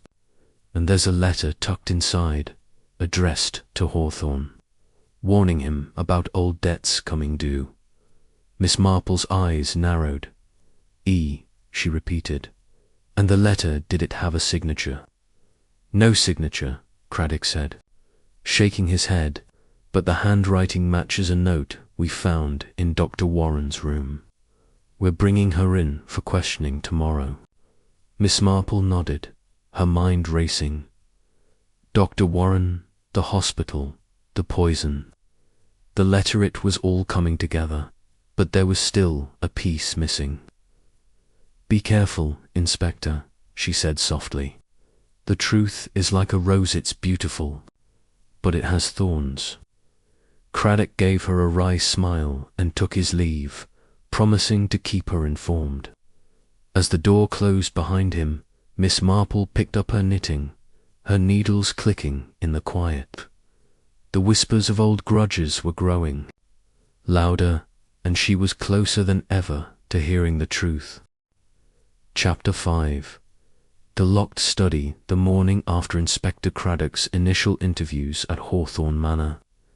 A soft mist hung over St. Mary Mead, draping the village in a quiet that felt almost conspiratorial. Miss Jane Marple sat at her breakfast table, her knitting needles resting beside a cup of tea, her sharp eyes fixed on the garden beyond her window. She had not slept much, her mind turning over the details of Mr. Reginald Hawthorne's death, poisoned, of all things, in his own rose garden with a rare toxin that few could procure. The choice of poison intrigued her, as did the cast of characters now entangled in the case. Clara, the niece, with her inheritance at stake; Mr. Gibbs, the butler with a shadowed past; Tom, the gardener, who seemed to see more than he said; and Dr. Elise Warren, the visiting friend whose medical expertise raised questions. But it was the manner itself, Miss Marple thought, that held the answers specifically. Hawthorne's private study, which Inspector Craddock had mentioned in passing as a place of interest. She sipped her tea, recalling a similar case years ago. In the village of Much Deeping, where a locked desk drawer had concealed a letter that unravelled a murder. People lock things away for a reason, she murmured to herself, setting down her cup. And Mr. Hawthorne was not a man to leave secrets lying about. With that, she resolved to visit the manor under the pretence of offering condolences, knowing full well that her real purpose was to observe and, if possible, to nudge the investigation toward the study. At Hawthorne Manor, the atmosphere was taut, like a violin string ready to snap. The household staff moved with exaggerated care, their whispers trailing off whenever Inspector Craddock or his sergeant, a young man named Harris, appeared. Clara Hawthorne, pale and drawn, sat in the drawing-room, twisting a handkerchief in her hands. Mr. Gibbs, ever the dutiful butler, hovered near the door, his face a mask of professional calm. Tom, the gardener, was nowhere to be seen, likely tending to the ground-saw, avoiding scrutiny. Dr. Warren, composed but distant, had taken to pacing the veranda, her medical bag clutched tightly as if it were a shield. Miss Marple arrived shortly. After 10, her black hat slightly askew and her manner as unassuming as ever. "Oh, my dear Clara," she said, clasping the young woman's hands, "I simply had to come and see how you're bearing up. Such a dreadful shock." Clara managed a weak smile, her eyes darting toward the hallway where Inspector Craddock was speaking with Sergeant Harris. "Thank you, Miss Marple," Clara said, her voice barely above a whisper. "It's all so overwhelming. Uncle Reginald was well, he was difficult, but I never imagined." Her words trailed off, and Miss Marple patted her hand, noting the tremor in Clara's fingers. Quite, Miss Marple said soothingly. "And this grand house, so many rooms, so many memories. I suppose the inspector is looking into every corner. Even Mr. Hawthorne's study, perhaps. Men like him often keep their most private thoughts in such places." Clara blinked, caught off guard. "The study? Oh, I don't know. It's always locked. Uncle was particular about it. Only he and Mr. Gibbs had keys, I think." "Indeed?" Miss Marple's tone was light, but her mind was racing. A locked study, a key in the butler's possession, and a dead man who guarded his secrets. She filed the information away, turning the conversation to village matters to avoid arousing suspicion, but her goal was clear. She needed to see that study. Inspector Craddock, meanwhile, was growing frustrated. The toxicology report had confirmed the poison as aconitine, derived from the monkshood planter, substance not easily obtained, requiring either botanical expertise or access to specialized suppliers. He had questioned each suspect about their knowledge of poisons, but their answers were maddeningly vague. Clara claimed ignorance. Gibbs cited his years of loyal service as proof of his innocence. Tom muttered about weeds and fertilizers, and Dr. Warren admitted to studying toxicology but denied any involvement. Craddock's instincts told him the answer lay in Hawthorne's personal effects, and the study was the logical place to start. He found Mr. Gibbs in the pantry, polishing silver with a precision that bordered on obsessive. "Gibbs," Craddock said, "I'll need access to Mr. Hawthorne's study, now." Gibbs hesitated, his cloth pausing mid-motion. "The study, sir? It's locked, as always. Mr. Hawthorne was most particular about it." "Then fetch the key," Craddock said, his tone leaving no room for argument. Gibbs nodded stiffly and disappeared, returning moments later with a small brass key. Craddock noted the butler's reluctance, the way his fingers lingered on the key before handing it over.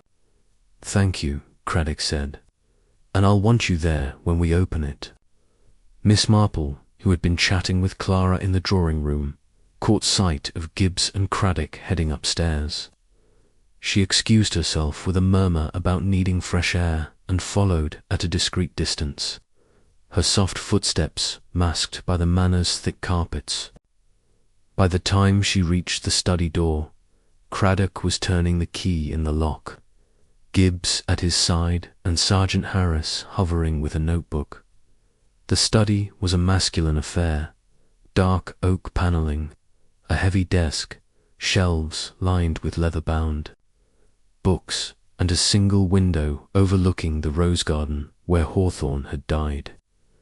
The air smelled of old paper and cigar smoke, and a faint layer of dust suggested the room had not been cleaned in days. Craddock stepped inside, his eyes scanning. The desk, where papers were neatly stacked beside a fountain pen and an ink blotter. A locked drawer on the right side of the desk caught his attention. "Gibbs," Craddock said, "did Mr. Hawthorne ever mention what he kept in this drawer?" "No, sir," Gibbs replied, his voice steady but his eyes flickering toward the desk. "He was a private man. I only entered this room to deliver his tea or correspondence." Miss Marple, lingering just outside the door, coughed delicately to announce her presence. "Oh, Inspector, forgive me," she said, her tone apologetic. "I was looking for the powder room and seemed to have wandered astray." "Is this Mr. Hawthorne's study? My, what a handsome room. So many papers. Did he keep a diary, perhaps? I find diaries so revealing, don't you?" Craddock suppressed a smile. He had worked with Miss Marple before and knew her wandering was rarely accidental. "We're just having a look, Miss Marple," he said. "No diary yet, but we'll see what turns up." A diary, Miss Marple mused, as if the thought had just occurred to her. Or perhaps letters. Men like Mr. Hawthorne often write things down when they're troubled. And that locked drawer, why, it might hold all sorts of secrets. Craddock took the hint and turned to the drawer. The lock was sturdy, but the key Gibbs had provided fit perfectly. With a click, the drawer slid open, revealing a small leather-bound book, Hawthorne's diary on, a single envelope, yellowed with age, addressed to R.H. in a looping script. Craddock lifted both items carefully, placing them on the desk. The diary was locked with a tiny clasp, and no key was in sight. Craddock frowned, turning the book over in his hands. "Gibbs, any idea where the key to this might be?" "None," Sir Gibbs said, his face impassive. "Mr. Hawthorne kept such things to himself." Miss Marple, still hovering near the doorway, peered at the diary. "Oh, how vexing," she said. "But perhaps the envelope holds a clue. Letters often do, you know. I once knew a gentleman in St. Mary Mead who hid a key inside a letter to his solicitor. Quite clever, really." Craddock opened the envelope, revealing a single sheet of paper. The letter was brief, written in the same looping script. "My dear Reginald, the debt you owe cannot be repaid in coin. You know what you did, and I know it, too. One day you will answer for it. Until then, I remain." Craddock's brow furrowed. A debt, and this Who could that be? He glanced at Gibbs, who shook his head, and then at Miss Marple, who was studying the letter with keen interest. "It's curious, isn't it?" Miss Marple said. "A past debt, a mysterious initial. I wonder if E might be someone from Mr. Hawthorne's earlier days. He was a widower, was he not? Perhaps connected to his late wife." She paused, as if struck by a thought. "Or someone from his business dealings. Men like him often make enemies without realizing it." Craddock nodded, slipping the letter and diary into an evidence bag. "We'll need to get this diary open," he said. "Harris, see if we can find a locksmith in the village, and Gibbs. I want a list of everyone who's been in this house in the past months. Staff, visitors, deliverymen, everyone." Gibbs inclined his head. "Of course, sir." As Craddock and Harris moved to secure the room, Miss Marple lingered, her eyes sweeping the study. She noted the books on the shelves, mostly histories and biographies, but one slim volume on toxicology caught her eye. She made a mental note to mention it to Craddock later. She also noticed a faint scratch on the desk near the drawer, as if someone had tried to force it open before. "Careless," she murmured to herself, "or desperate." By midday, the manor was abuzz with activity. Craddock's team had begun a thorough search of the grounds, and the locksmith arrived to work on the diary's clasp. Miss Marple, satisfied that she had planted the necessary seeds, returned to her cottage, where she sat with her knitting and a fresh pot of tea, turning over the morning's discoveries. The letter's mention of a past debt and the initial E was significant, but the diary was the real prize. She suspected it held the key to Hawthorne's death, not just the motive, but the identity of the killer. That afternoon, Clara Hawthorne paid an unexpected visit to Miss Marple's cottage. The young woman was agitated, her eyes red-rimmed as if she had been crying. "Miss Marple," she said, twisting her hands, "I heard they found a diary in Uncle's study. Do you think it might say something about me? He was so angry about Philip, you know, and the inheritance. I'm afraid." Miss Marple offered her a seat and a cup of tea, her voice soothing. "My dear, diaries often reveal more about the writer than anyone else. If your uncle was troubled, it's likely his words will point to his own fears, not yours. But tell me, did he ever speak of someone with the initial E? A friend, perhaps, or an old acquaintance?" Clara frowned, thinking, "Not that. I recall he rarely spoke of his past. After Aunt Margaret died, he became distant. He'd lock himself in that study for hours, writing or reading. I thought he was just grieving." Miss Marple nodded, her mind racing. Margaret Hawthorne, Reginald's late wife, had died years ago under vague circumstances, the village gossip said, but no one knew the details. Could E be connected to her? And Dr. Warren, with her medical background, had worked at a hospital around the time of Margaret's death. It was a thread worth pulling. As Clara left, Miss Marple returned to her knitting, her needles clicking rhythmically. She thought of the scratch on the desk, the toxicology book, the missing diary key. Someone had been desperate to access that drawer, and she suspected they had succeeded at least briefly before the diary was locked away again. Gibbs, with his key to the study, was an obvious candidate, but his loyalty to Hawthorne seemed genuine. Clara, too, had motive, but her nervousness suggested fear rather than guilt. Dr. Warren, with her knowledge of poisons, was a stronger possibility, but the gardener, Tom, remained an enigma. His silence, Miss Marple thought, was as telling as any confession by evening. Word reached the village that the diary had been opened. Inspector Craddock telephoned Miss Marple, knowing her knack for seeing what others missed. "It's a strange business," he said. "The diary mentions a scandal from years ago, something about a hospital and a patient who died. Hawthorne seems to blame himself, but he doesn't name names.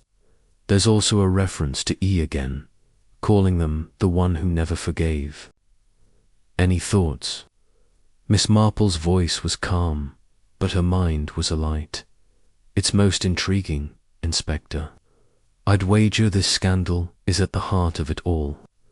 Perhaps you might look into Mrs. Hawthorne's death hospitals. You know, keep records.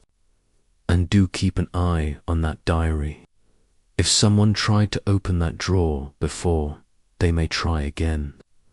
Craddock thanked her and hung up, but Miss Marple did not return to her knitting.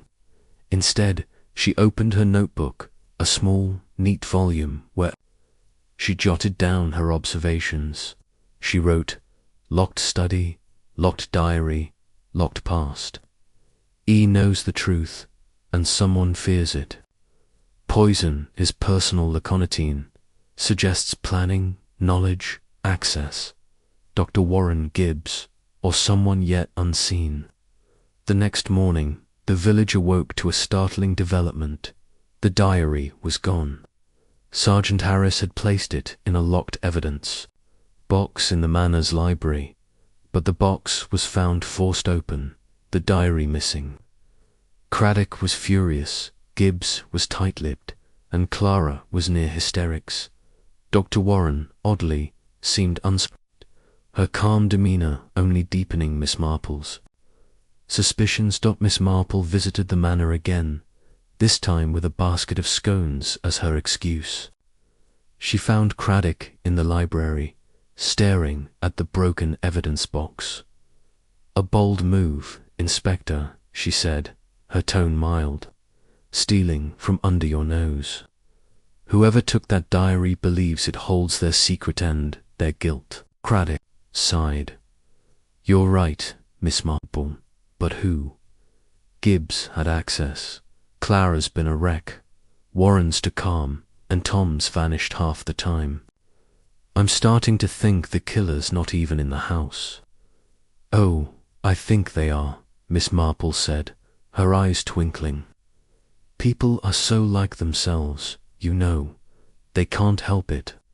The one who took the diary is the one who's afraid, and the one who's afraid is the one who killed Mr. Hawthorne. Keep looking, Inspector, and perhaps check the rose garden again. Things have a way of turning up where they began." As she left the manor, Miss Marple glanced at the rose garden, where the first blooms were wilting under the weight of the mist. She thought of locked drawers, of a letter signed E. The study had given up one secret, but the diary's disappearance suggested another was still hidden. She would wait, as she always did, for the killer to make their next mistake. In St. Mary Mead, as in life, no secrets stayed locked forever.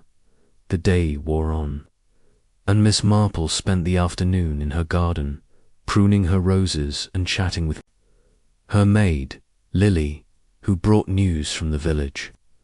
The gossip was rife. Some said Clara had stolen the diary to protect her inheritance. Others whispered that Gibbs was planning to flee. A few even pointed to Tom, who had been seen digging in the manor's compost heap late at night. Miss Marple listened, her face serene, but her mind was piecing together the puzzle.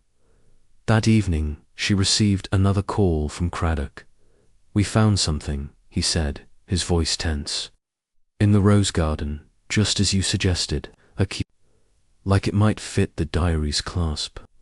It was buried near the monkshood plants." Miss Marple smiled. "How curious," she said. "A key in the garden, a diary gone missing. I think, Inspector, you're very close to the truth. Keep that key safe, and watch your suspects. One of them will show their hands soon." As she hung up, Miss Marple returned to her knitting. her needles moving with the steady rhythm of her thoughts. The locked study had opened a door, but the real mystery lay in what had been taken, and why. She thought of Dr. Warren, of the hospital scandal, of a debt that could not be repaid in coin. The killer, she knew, was close, and their fear would be their undoing. The mist over St. Mary Mead thickened as night fell, and Miss Marple sat by her fire, her eyes on the flames. She thought of the study, the diary, the letter, the key. She thought of human nature, of love and hate and the secrets that bound them. And she knew, with the quiet certainty that had solved so many crimes, that the truth was near, so near she could almost touch it. Chapter 6. Clara's Alibi. The morning sun filtered through the lace curtains of Miss Marple's cottage, casting delicate patterns on the polished oak floor. She sat in her favourite armchair, a ball of soft grey wool in her lap, her knitting, needles clicking rhythmically as she worked on a shawl for the upcoming church bazaar. The village of St. Mary Mead was unusually quiet, the usual hum of gossip subdued after the shocking discovery of Mr. Reginald Hawthorne's body in his rose garden.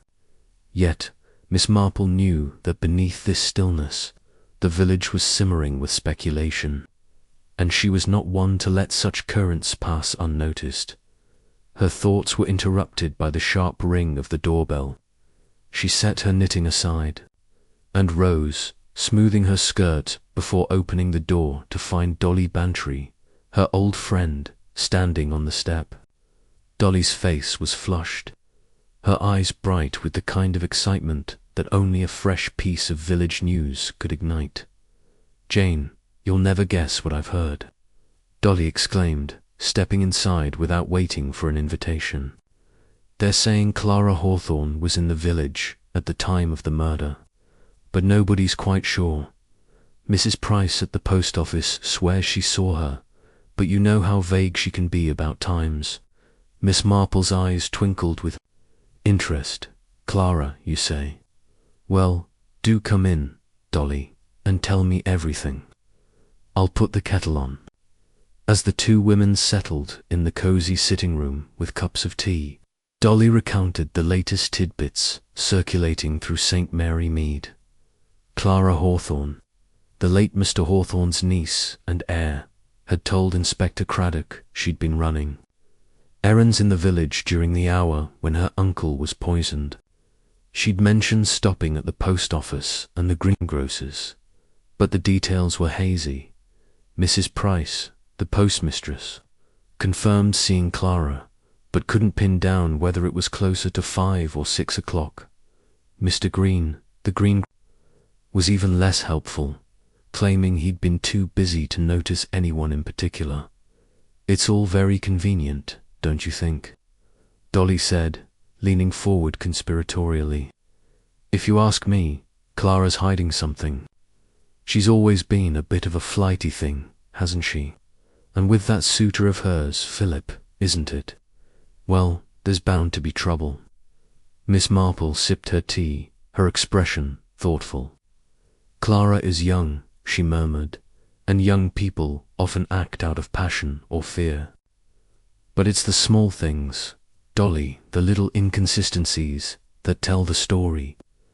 I once knew a girl in St. Mary Mead, years ago, who claimed she was at a dance when her employer's silver went missing.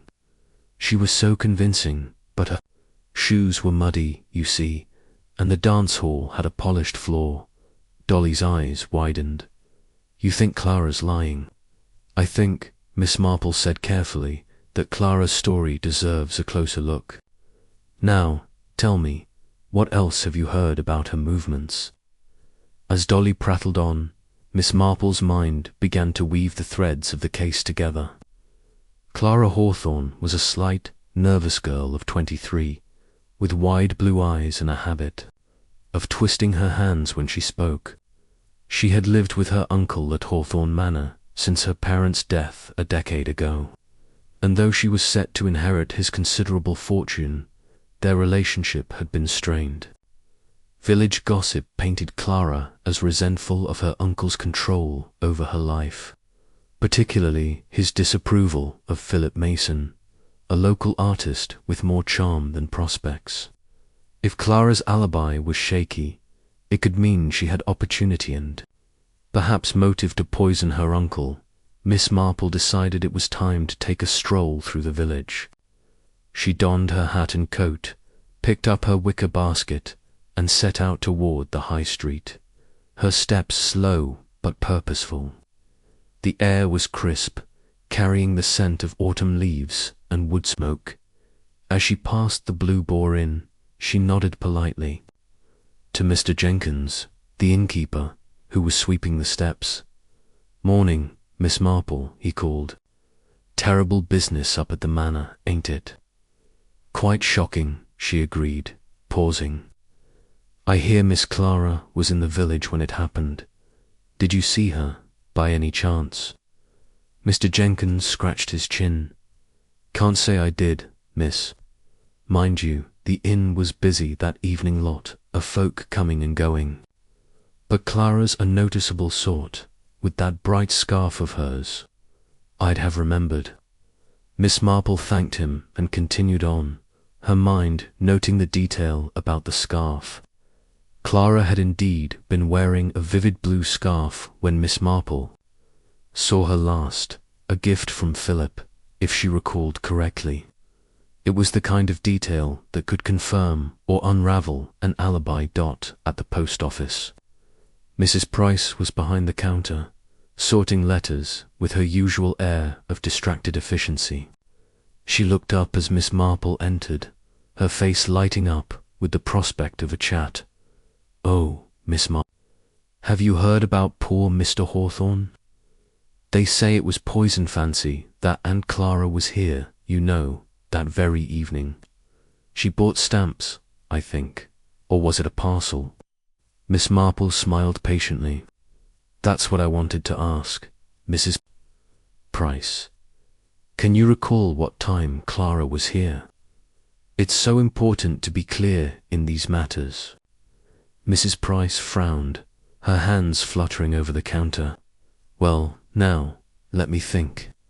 It was after tea, I'm sure, because I'd just had my cup. But was it 5, or closer to 6?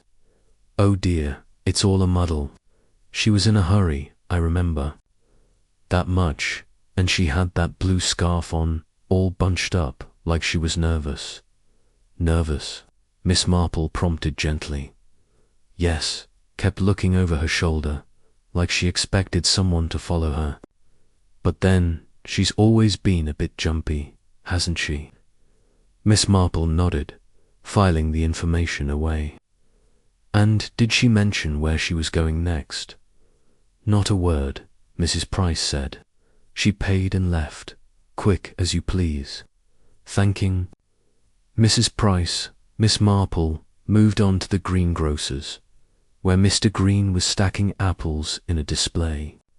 He was a gruff man, not given to gossip, but he confirmed that Clara had been in his shop, though he couldn't say when.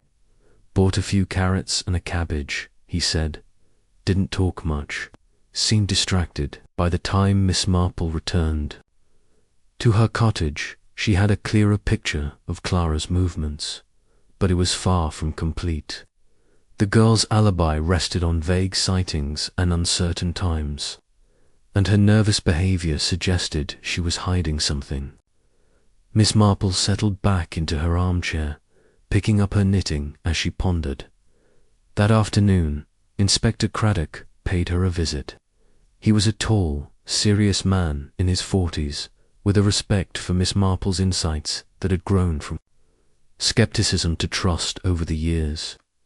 He sat across from her, his notebook open, his expression weary. "It's a tangled case, Miss Marple," he said. "Clara Hawthorne's alibi is the weakest of the lot, but it's not enough to charge her.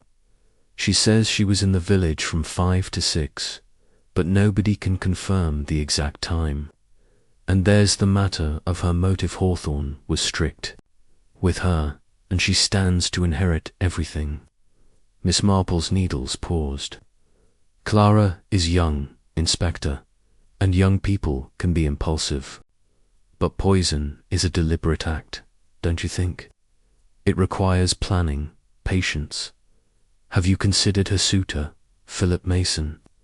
Craddock's eyebrows rose. We've looked into him. He's got no alibi, either says he was painting in his studio alone. Hawthorne didn't approve of him, that's clear, but there's no evidence he was at the manor that evening. Yet, Miss Marple said softly, I wonder, Inspector, if you've spoken to Philip about Clara's state of mind. Lovers often confide in one another, and he might know more than he realizes. Craddock jotted a note.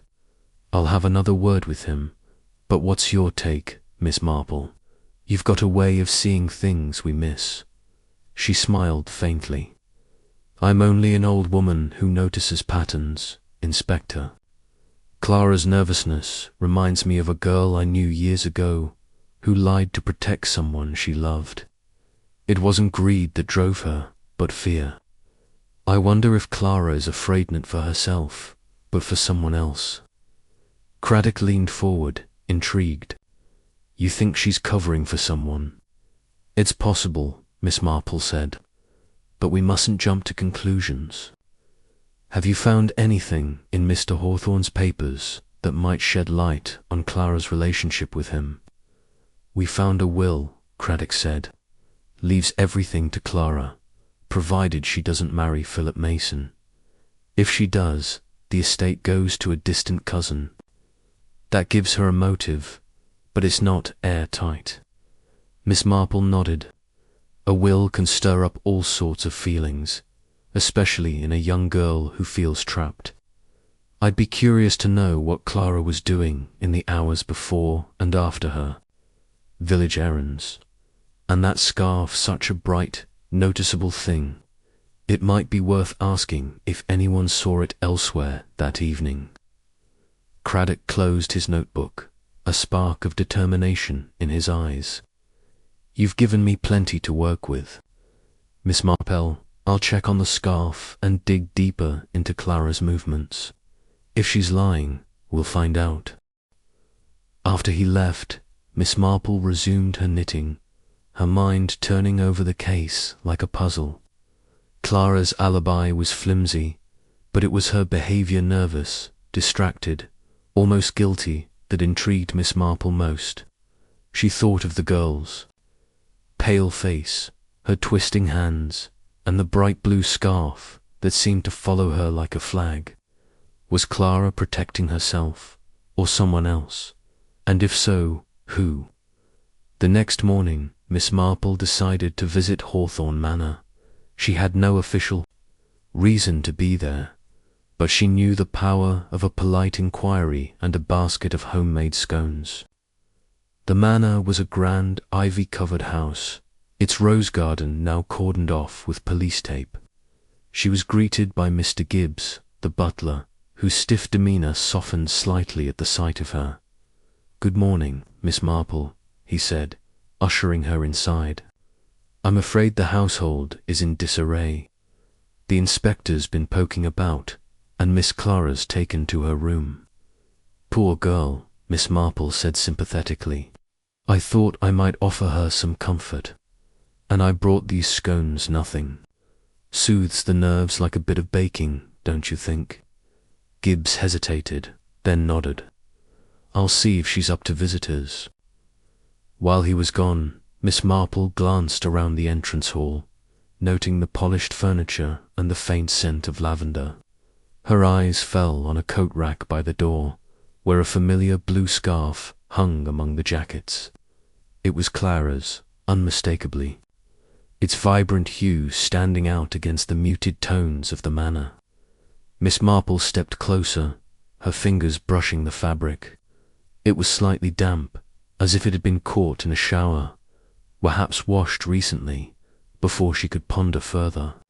Gibbs returned. "Miss Clara will see you, Miss Marple. She's in the drawing room." Clara was seated by the window, her hands clasped tightly in her lap. She looked pale, her eyes red-rimmed, as if she hadn't slept. The blue scarf was nowhere on her person, confirming Miss Marple's suspicion that it had been left on the rack deliberately. "Miss Marple," Clara said, her voice trembling, "it's kind of you to come. I don't know what to say about Uncle Reginald. It's all so awful." Miss Marple settled into a chair, her basket of scones on the table between them. "My dear, I can only imagine how difficult this is. I won't keep you long, but I wanted to see how you're holding up. The village is full of talk, you know, and I heard you were running errands when it happened." Clara's hands tightened. "Yes, I was in the village. I went to the post office and the greengrocer's. I told the inspector everything." "Of course," Miss Marple said gently, "but it's so easy to get muddled about times, isn't it? I once forgot whether I'd been to the butcher's before or after tea, and it caused all sorts of confusion. Did you wear your lovely blue scarf that evening? It's such a striking colour." Clara's eyes flickered with something fear, perhaps, or surprise. "My scarf? I suppose I did. I wear it often. Why do you ask?" "Oh, no reason," Miss Marple said airily. "It's just that people notice things like that. I saw it on the coat rack just now, and it reminded me of you." Clara's lips parted, but no words came. She looked down at her hands, her fingers twisting the fabric of her skirt. Miss Marple watched her closely, noting the rapid pulse at her throat, the slight tremor in her shoulders. The girl was frightened, but of what? The truth, or something else? They chatted for a few minutes more, Miss Marple steering the conversation to neutral topics: the weather, the church, Bazarb, before taking her leave. As she stepped into the hall, she glanced again at the scarf. It was still damp, and now she noticed a faint stain near the edge, barely visible against the bright blue. It could be nothing, a splash of tea, perhaps, but Miss Marple's instincts told her otherwise. Back in her cottage, she sat by the fire, her knitting untouched, as she pieced together the fragments of the case. Clara's alibi was a house of cards, ready to collapse with the slightest push. The scarf was a clue, but to what? Had Clara been somewhere she shouldn't have been? Had she washed the scarf to hide evidence? And if she was lying, was it to protect herself, or someone she loved? Philip, perhaps, or even another member of the household. Miss Marple thought of the other suspects, Dr. Elise Warren, with her knowledge of poisons, Mr. Gibbs, the butler with a shadowed past, Tom, the gardener, who'd overheard an argument. Each had their secrets, but Clara's nervousness stood out like a beacon. She was the key, Miss Marple was certain, but the lock she opened remained hidden. That evening, she attended a village meeting at the church hall, where the murder was the inevitable topic of discussion. Mrs. Murgatroyd, a notorious gossip, was holding court, her voice carrying over the clatter of teacups. "I saw Clara Hawthorne myself. That very evening," Mrs. Murgatroyd declared. "She was hurrying down the lane toward the manor, not away from it. And she wasn't wearing that scarf of hers, I'd swear to it." Miss Marple's ears pricked up. "Toward the manor, you say? What time was this, Mrs. Murgatroyd?" "Around 5:30, Mrs. Murgatroyd said confidently. "I was walking my dog, and there she was, looking like she'd seen a ghost." The information was a bombshell, though Miss Marple kept her expression neutral. If Clara had been seen heading toward the manor at 5:30, it contradicted her claim of being in the village until 6, and the absence of the scarf in Mrs. Murgatroyd's account was another puzzle piece, one that didn't yet fit. As the meeting broke up, Miss Marple lingered, chatting with the vicar's wife about the bazaar while her mind worked furiously. Clara's alibi was unraveling, but the motive remained elusive. Was she driven by greed, resentment, or something deeper? And what role did the scarf play? Its dampness and faint stain suggested it had been cleaned, perhaps to remove traces of the rare toxin that had killed Mr. Hawthorne. But Clara was no chemist. Could she have handled such a poison without help? The next day, Miss Marple paid a call on Philip Mason, Clara's suitor. He lived in a small cottage on the edge of the village, its walls covered with his vibrant paintings. He was a handsome young man, with dark hair and intense eyes, but his manner was guarded as he invited her in. "I've heard about Clara," he said, before Miss Marple could speak. "The police keep asking her questions, but she's done nothing wrong. She was in the village when it happened." Miss Marple smiled kindly. "Of course, Philip. I'm only here to understand Clara a little better. She's been through so much, and I know how close you two are. Has she seemed worried to you lately?" Philip hesitated, his hands clenching. "She's been upset about her uncle. He was hard on her, always controlling her life. But she'd never hurt him. She loved him, in her way." "Love can be complicated," Miss Marple said softly. "I once knew a young man who lied to protect his sweetheart, thinking it would save her, but the truth always comes out, Philip. If Clara's hiding something, it's better for her to tell it now." Philip's eyes met hers, and for a moment she thought he might confess something, but he shook his head. "Clara's told the truth. She was in the village. That's all I know." Miss Marple left the cottage with more questions than answers. Philip's loyalty to Clara was clear, but his defensiveness suggested he knew more than he was saying. Was he covering for her, or was he involved himself? The scarf, the timing, the nervous glances all pointed to Clara as the linchpin of the case, but the full picture was still out of reach. Over the next few days, Miss Marple continued her quiet inquiries, piecing together the villagers' observations like a quilt. A farmer reported seeing Clara near the manor's back gate at dusk, though he couldn't be sure of the day. A maid at the manor mentioned finding the blue scarf in the laundry, though it hadn't been worn since the murder. Each detail added to the mosaic, but the central image remained blurred. One evening, as Miss Marple sat by her fire, a knock at the door startled her. It was Clara herself, her face pale, her eyes wide with fear. She clutched the blue scarf in her hands, its edges frayed as if she'd been worrying at it. "Miss Marple," she whispered, "I need your help.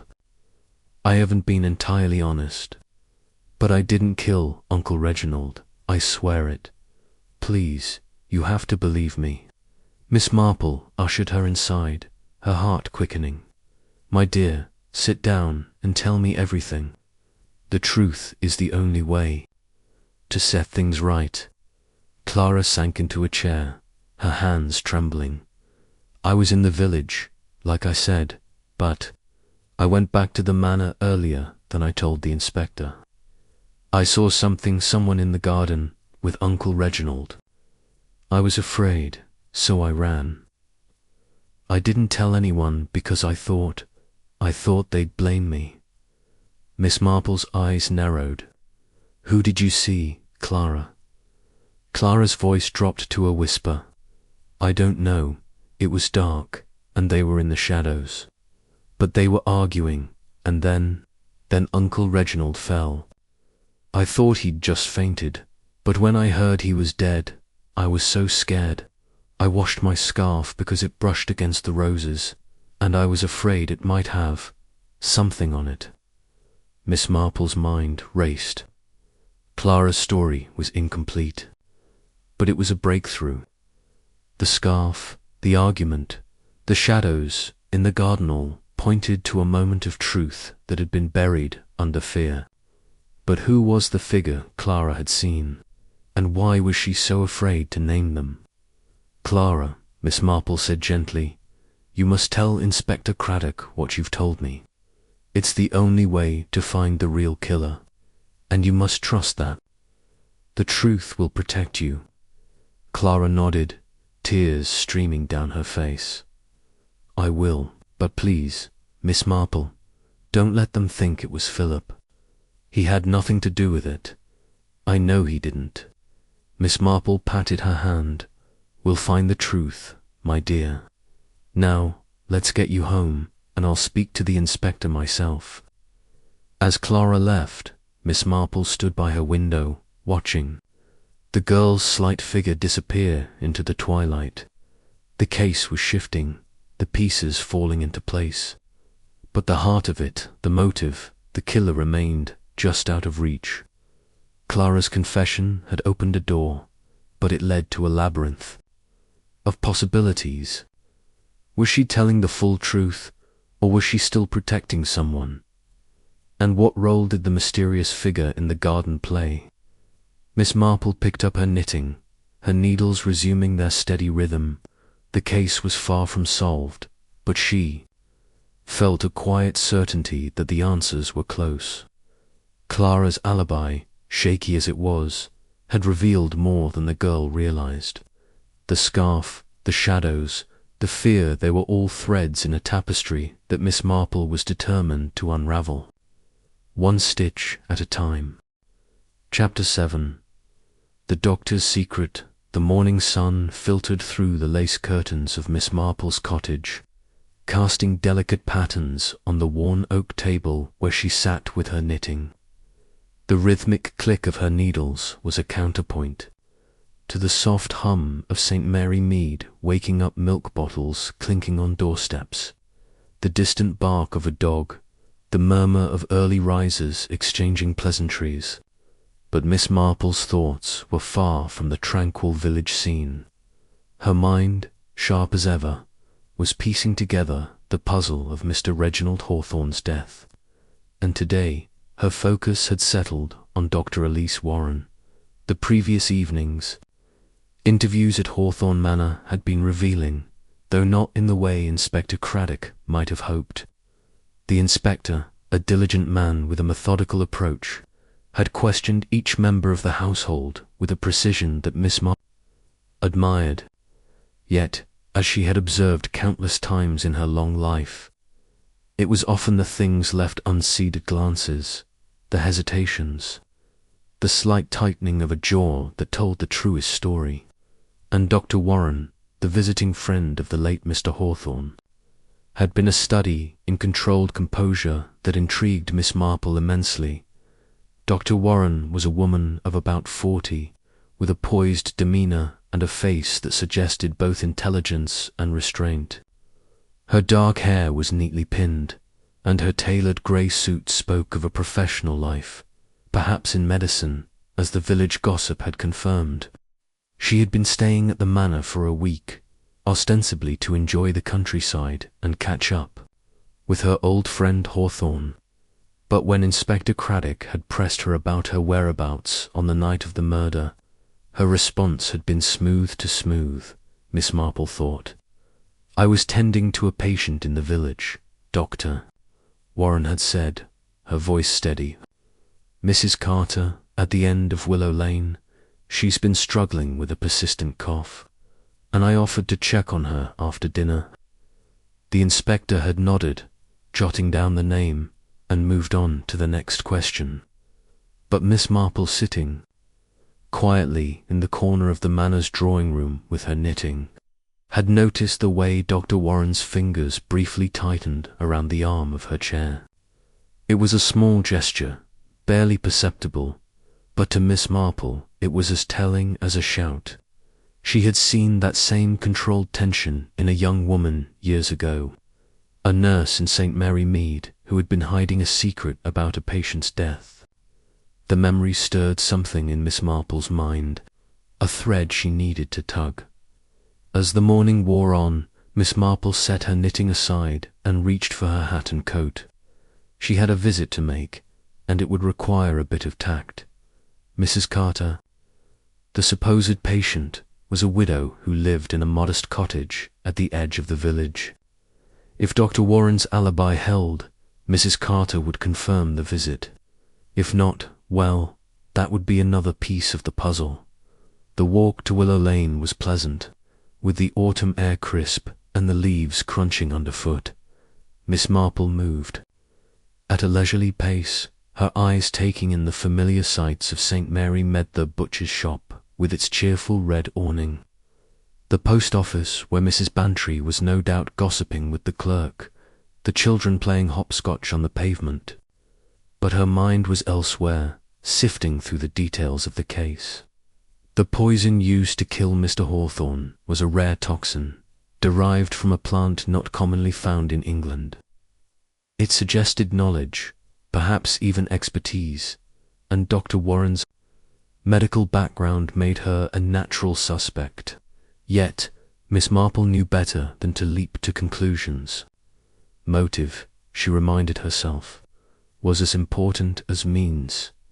When she reached Mrs. Carter's cottage, Miss Marple knocked gently on the door. It was answered by a frail woman with grey hair and a wary expression. "Oh, Miss Marple," Mrs. Carter said, her face softening. "What brings you here?" "Just a neighbourly visit," Miss Marple said with a warm smile. "And, if I may, a question or two about Dr. Warren. I understand she called on you the other night." Mrs. Carter's brow furrowed. "Dr. Warren? Well, yes, she did stop by. Very kind of her, really. I'd been under the weather, and she brought some cough syrup. Stayed for a bit, chatted about the village. Why do you ask?" Miss Marple's smile didn't waver, but her mind was racing. "Oh, just tying up loose ends," she said lightly. "What time would you say she was here?" Mrs. Carter hesitated, her fingers twisting the edge of her apron. "Let me see. It was after supper, I'd say. Perhaps 8 o'clock. Or was it 9? My memory's not what it used to be." "That's quite all right," Miss Marple said, patting the woman's arm. "You've been most helpful." "And how long did she stay?" "Not long," Mrs. Carter said. "Maybe half an hour. She's a busy woman, you know." Miss Marple thanked Mrs. Carter and made her way back to the village, her thoughts churning. Half an hour at most, and the timing was vague. Hawthorne Manor was a 10-minute walk from Willow Lane, which meant Dr. Warren could have returned to the manor in time to administer the poison. But why? What could drive a respected doctor to murder an old friend? Miss Marple's instincts told her the answer lay in the past, and she resolved to dig deeper. Back at her cottage, Miss Marple brewed a pot of tea and settled into her armchair, her notebook open on her lap. She jotted down what she knew about Dr. Warren, a physician, likely trained in London, with a specialty in pharmacology, according to the village grapevine. She had been a friend of Mr. Hawthorne's for years, though the nature of their connection was unclear. And then there was the matter of the poison, a rare toxin that required not only access but knowledge of its properties. Miss Marple tapped her pencil against the page, her mind drifting to a conversation she'd had with her nephew Raymond, a writer with a knack for uncovering obscure facts. "Raymond, dear," she had said during his last visit, "you're always researching such fascinating things for your books.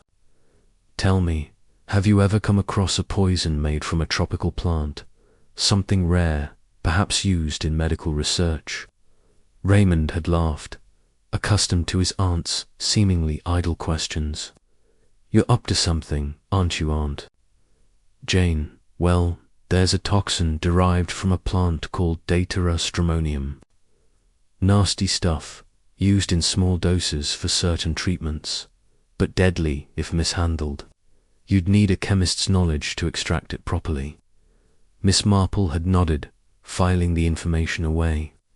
Now, as she sipped her tea, she wondered if Dr. Warren's expertise extended to such substances. The thought led her to another question. What was Dr. Warren's connection to Mr. Hawthorne's late wife, Eleanor? The village gossip had mentioned that Eleanor Hawthorne had died under mysterious circumstances years ago, during a hospital stay in London. Could Dr. Warren have been involved? Miss Marple's next step was to consult the village's unofficial historian, Miss Hartnell, a spinster with an encyclopedic knowledge of St. Mary Mead's residents, past and present. Miss Hartnell lived in a cluttered cottage filled with yellowing newspapers and faded photographs, and she welcomed Miss Marple with a cup of strong, bitter tea. Eleanor Hawthorne, you say? Miss Hartnell said, her eyes gleaming with interest. Oh, yes, I remember her. Lovely woman, but delicate. She was in and out of hospitals before she died. There was talk of a scandal. You know something about a botched surgery, or perhaps a misdiagnosis. The family hushed it up, of course. And do you know which hospital? Miss Marple asked, her tone casual. Miss Hartnell frowned, rummaging through a stack of old letters. Let me think. It was St. Bartholomew's, I believe. In London, I recall, because my cousin's boy was treated there around the same time. Miss Marple's heart quickened, but she kept her expression serene. And was there any mention of a doctor involved? A woman, perhaps? Miss Hartnell's eyebrows shot up. A woman doctor? Well, now that you mention it, there was a young doctor at St. Bartholomew's who caused a stir. Elise something rather. Left under a cloud, they said. But I don't know if she was connected to Eleanor. Miss Marple thanked Miss Hartnell and left, her mind buzzing. Elise Warren, a doctor at St. Bartholomew's, linked to a scandal involving Eleanor Hawthorne's death. It was a tenuous connection, but Miss Marple had built cases on less. She needed more information, and that meant a trip to the vicarage, where the vicar's wife, Mrs. Clement, kept a collection of old medical journals donated by a retired physician. Mrs. Clement was delighted to help, though she was puzzled by Miss Marple's request. Medical journals, Jane. Whatever for? Oh, just a bit of curiosity, Miss Marple said with a twinkle in her eye. You know how I like to keep my mind active. The journals, dusty and dog-eared, were stored in the vicarage attic. Miss Marple spent the afternoon poring over them, her fingers tracing the faded print. Most of the articles were dry accounts of surgical techniques or drug trials, but one caught her eye, a 1915 report on a series of hospital deaths attributed to experimental treatments. The hospital was St. Bartholomew's, and among the names mentioned was a Dr. Elise Warren, a young pharmacologist who had been reprimanded for her role in the trials. The report was vague on details, but it noted that one of the patients was a Mrs. Eleanor H., whose death had sparked a lawsuit that was later dropped. Miss Marple closed the journal, her thoughts racing. Dr. Warren had been involved in Eleanor Hawthorne's death, and now, years later, she was a guest in the home of Eleanor's widower, who had just been poisoned. The coincidence was too stark to ignore. But what was the motive? Revenge, guilt, or something more personal? That evening, Miss Marple attended a village meeting at the parish hall, where the murder was the inevitable topic of conversation. The room was crowded with familiar faces: Mrs. Bantry, Miss Hartnell, the vicar, and a dozen others, all buzzing with theories. Dr. Warren was there too, sitting near the back, her expression composed but her eyes watchful. Miss Marple observed her from across the room, noting how she deflected questions about the case with polite but firm responses as the meeting broke up. Miss Marple approached Dr. Warren, her manner as unassuming as ever. "Dr. Warren, I wonder if I might have a word. It's about a medical matter, nothing to do with poor Mr. Hawthorne." Dr. Warren's eyes narrowed slightly, but she nodded. "Of course, Miss Marple. How can I help?" They stepped outside, where the cool night air carried the scent of wood smoke. Miss Marple chose her words carefully. "I was reading about some old medical cases, and I came across a mention of St. Bartholomew's. You worked there, didn't you? Such a fascinating place, with so much history." Dr. Warren's face remained impassive, but Miss Marple saw the brief flicker of unease in her eyes. "Yes, I trained there," she said, "a long time ago. And you knew Eleanor Hawthorne?" "I believe," Miss Marple continued, her tone gentle but probing. "Such a tragic loss. I understand there was some trouble at the hospital around that time." Dr. Warren's lips tightened, and for a moment Miss Marple thought she might walk away. But then she spoke, her voice low. "Eleanor was a patient of mine, yes. Her death was unfortunate. But it was investigated, and I was cleared of any wrongdoing. Why do you ask?" "Oh, no reason," Miss Marple said, waving a hand. "Just an old woman's curiosity.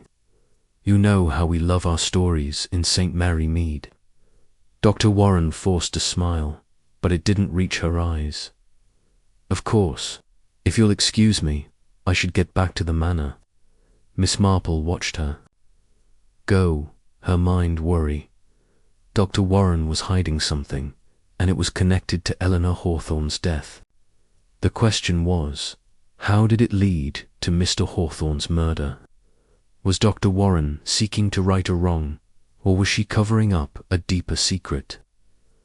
Over the next few days, Miss Marple continued her quiet investigation, piecing together fragments of information she learned from a retired nurse in the village that Dr. Warren had been deeply affected by Eleanor's death, blaming herself for not challenging the hospital's protocols. She also discovered, through a discreet inquiry to a London contact, that Mr. Hawthorne had been involved in the decision to drop the lawsuit against St. Bartholomew's, possibly to protect his own reputation. The picture was becoming clearer, but it was still incomplete. Miss Marple needed one more piece of evidence, and she suspected it lay in Dr. Warren's medical bag, which she carried everywhere. The bag, a sturdy leather case, was always at her side, and Miss Marple had noticed her checking it nervously. During the interviews at the manor, her chance came at a tea party hosted by Mrs. Bantry, where Dr. Warren was a guest. The manor's drawing room was filled with chatter and the clink of teacups, and Miss Marple, ever the unobtrusive observer, waited for her moment. When Dr. Warren excused herself to take a phone call, leaving her bag by her chair, Miss Marple seized the opportunity. With a deftness that belied her age, she slipped a hand into the bag and extracted a small vial, tucking it into her sleeve before anyone noticed. Later, in the privacy of her cottage, Miss Marple examined the vial. It was unlabeled, but the faint, bitter smell was unmistakable to someone who had once helped her chemist cousin with his work. It was the same toxin used to kill Mr. Hawthorne. The discovery confirmed her suspicions, but it also raised new questions. Why had Dr. Warren kept the vial? Was it carelessness, or something more deliberate? Miss Marple knew she was close to the truth, but she needed to be careful. Dr. Warren was no fool, and if cornered, she might act rashly. Miss Marple decided to share her findings with Inspector Craddock, but not before laying a small trap to confirm her theory. She invited Dr. Warren to her cottage for tea, claiming she needed advice on a minor ailment. The real purpose was to observe the doctor's reaction when confronted with a subtle hint about the vial. When Dr. Warren arrived, she was polite but guarded. Miss Marple poured the tea and chatted about village matters, her tone light. Then, as if by accident, she let slip a remark. "Oh dear, I nearly forgot I found the strangest little bottle in my garden the other day. Smelled quite bitter, like something a doctor might use. I do hope it's not dangerous." Dr. Warren's teacup froze halfway to her lips, and for a split second her composure cracked. "A bottle," she said, her voice tight. "Where is it now?" "Oh, I gave it to Inspector Craddock," Miss Marple said, watching her closely. "He thought it might be important." Dr. Warren's face paled, and she set her cup down with a trembling hand. "I see," she said. "Well, I must be going. Thank you for the tea." As soon as she left, Miss Marple telephoned Inspector Craddock, urging him to keep an eye on Dr. Warren. The doctor's reaction had been all the confirmation she needed. The vial was the key, and Dr. Warren knew it. That night, Miss Marple sat by her fire, her knitting untouched. The pieces of the puzzle were falling into place. Dr. Warren had poisoned Mr. Hawthorne, driven by a motive rooted in the past, perhaps guilt over Eleanor's death, or anger at Hawthorne for his role in the cover-up. But Miss Marple suspected there was more to it, something personal that had turned grief into vengeance. She thought of a young woman she had known in her youth, a sister who had taken drastic measures to protect her family's honor. Could Dr. Warren have a similar bond, a sister or loved one tied to Eleanor? The answer came the next morning when Inspector Craddock arrived with news. A search of Dr. Warren's room at the manor had uncovered a hidden letter, written by Eleanor Hawthorne to her sister, a woman named Margaret. The letter spoke of Eleanor's fear that her husband's negligence had led to her illness, and her regret that she had trusted the hospital's doctors. Margaret, it turned out, was Dr. Warren's maiden name. Miss Marple nodded her suspicions. Confirmed, Dr. Warren was Eleanor's sister, and her motive was not just revenge but a deep, personal betrayal. She had come to Hawthorne Manor not as a friend, but as an avenger, waiting for the right moment to strike.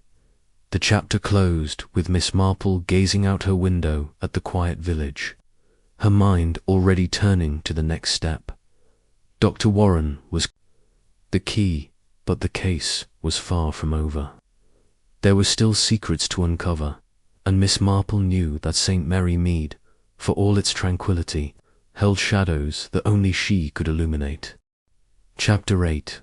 Gibbs' Hidden Past. The morning after the unsettling revelations about Dr. Warren's connection to a hospital tied to Mr. Hawthorne's late wife, St. Mary Mead buzzed with a renewed sense of intrigue.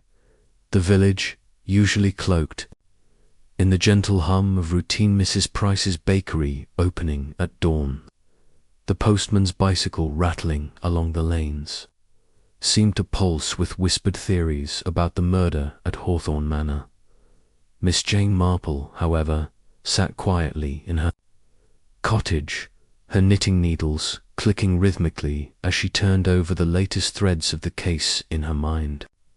The butler, Mr. Gibbs, had caught her attention, his demeanor a curious blend of deference and restraint that reminded her of a man she'd once known in her youth, a shop clerk who'd been too polite to be entirely honest. Miss Marple's parlour was a modest sanctuary, its laced curtains filtering the pale October light. A tray of tea and biscuits sat untouched on the table beside her, a gift from her neighbour, Mrs. Clement, who'd stopped by earlier with the latest village gossip. "They're saying Gibbs isn't what he seems," Jane, Mrs. Clement, had confided, her eyes wide. "A criminal past, mark my words." Miss Marple had nodded politely, her thoughts already drifting to the manor, where Inspector Craddock was likely sifting through the household's secrets with his characteristic diligence. Gibbs, she mused, was a man who wore his loyalty like a well-tailored coat. But coats could hide stains. At Hawthorne Manor, the atmosphere was taut, the grandeur of its oak-panelled halls overshadowed by suspicion. Inspector Craddock, a sturdy man with a nonsense air, had gathered the household in the drawing-room for another round of questioning. Clara, Hawthorne's niece, sat rigidly on a velvet settee, her hands clasped tightly in her lap. Dr. Elise Warren, composed but pale, stood near the fireplace, her medical bag at her feet as if ready to flee. Tom, the gardener, slouched by the window, his cap twisting in his hands, and Gibbs, the butler, moved silently, refilling teacups with a precision that bordered on mechanical, his face betraying nothing. Craddock cleared his throat, his notebook open on his knee. "Mr. Gibbs," he began, his tone measured, "we've had some new information come to light. It seems you've not been entirely forthcoming about your past." The room stilled. Clara's eyes darted to Gibbs, who paused mid-step, a silver teapot gleaming in his hands. Dr. Warren's lips parted slightly, and Tom shifted uncomfortably, his boots scuffing the polished floor.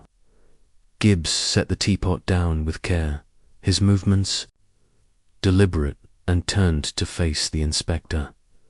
"I'm not sure what you mean, sir," Gibbs said, his voice low and even, though Miss Marple, had she been present, would have noted the faint tightening of his jaw, a telltale sign of a man bracing. Himself, Craddock flipped a page in his notebook. "Records show you served a sentence for theft some 20 years ago. A jewellery heist in London, wasn't it?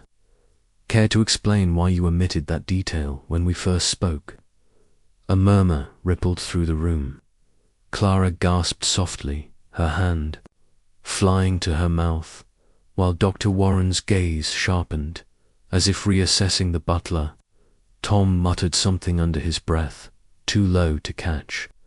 Gibbs, however, remained composed, his hands clasped behind his back, his posture as impeccable as ever.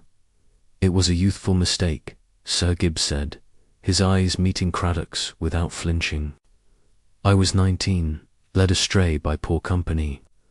I served my time, paid my debt, and rebuilt my life. Mr. Hawthorne knew of it when he hired me. He believed in second chances." Craddock raised an eyebrow. "And you expect us to believe a man with your history had no ulterior motives in this household? A wealthy employer, a manor full of valuables tempting, wouldn't you say?" Gibbs' lips pressed into a thin line, but he didn't rise to the bait. "I was loyal to Mr. Hawthorne, sir. He treated me fairly. I had no reason to harm him." Miss Marple, who had arrived at the manor shortly after this exchange, stood quietly in the doorway, her presence unnoticed by the others. She'd been invited by Craddock, who valued her knack for seeing what others missed, though he'd never admit it outright.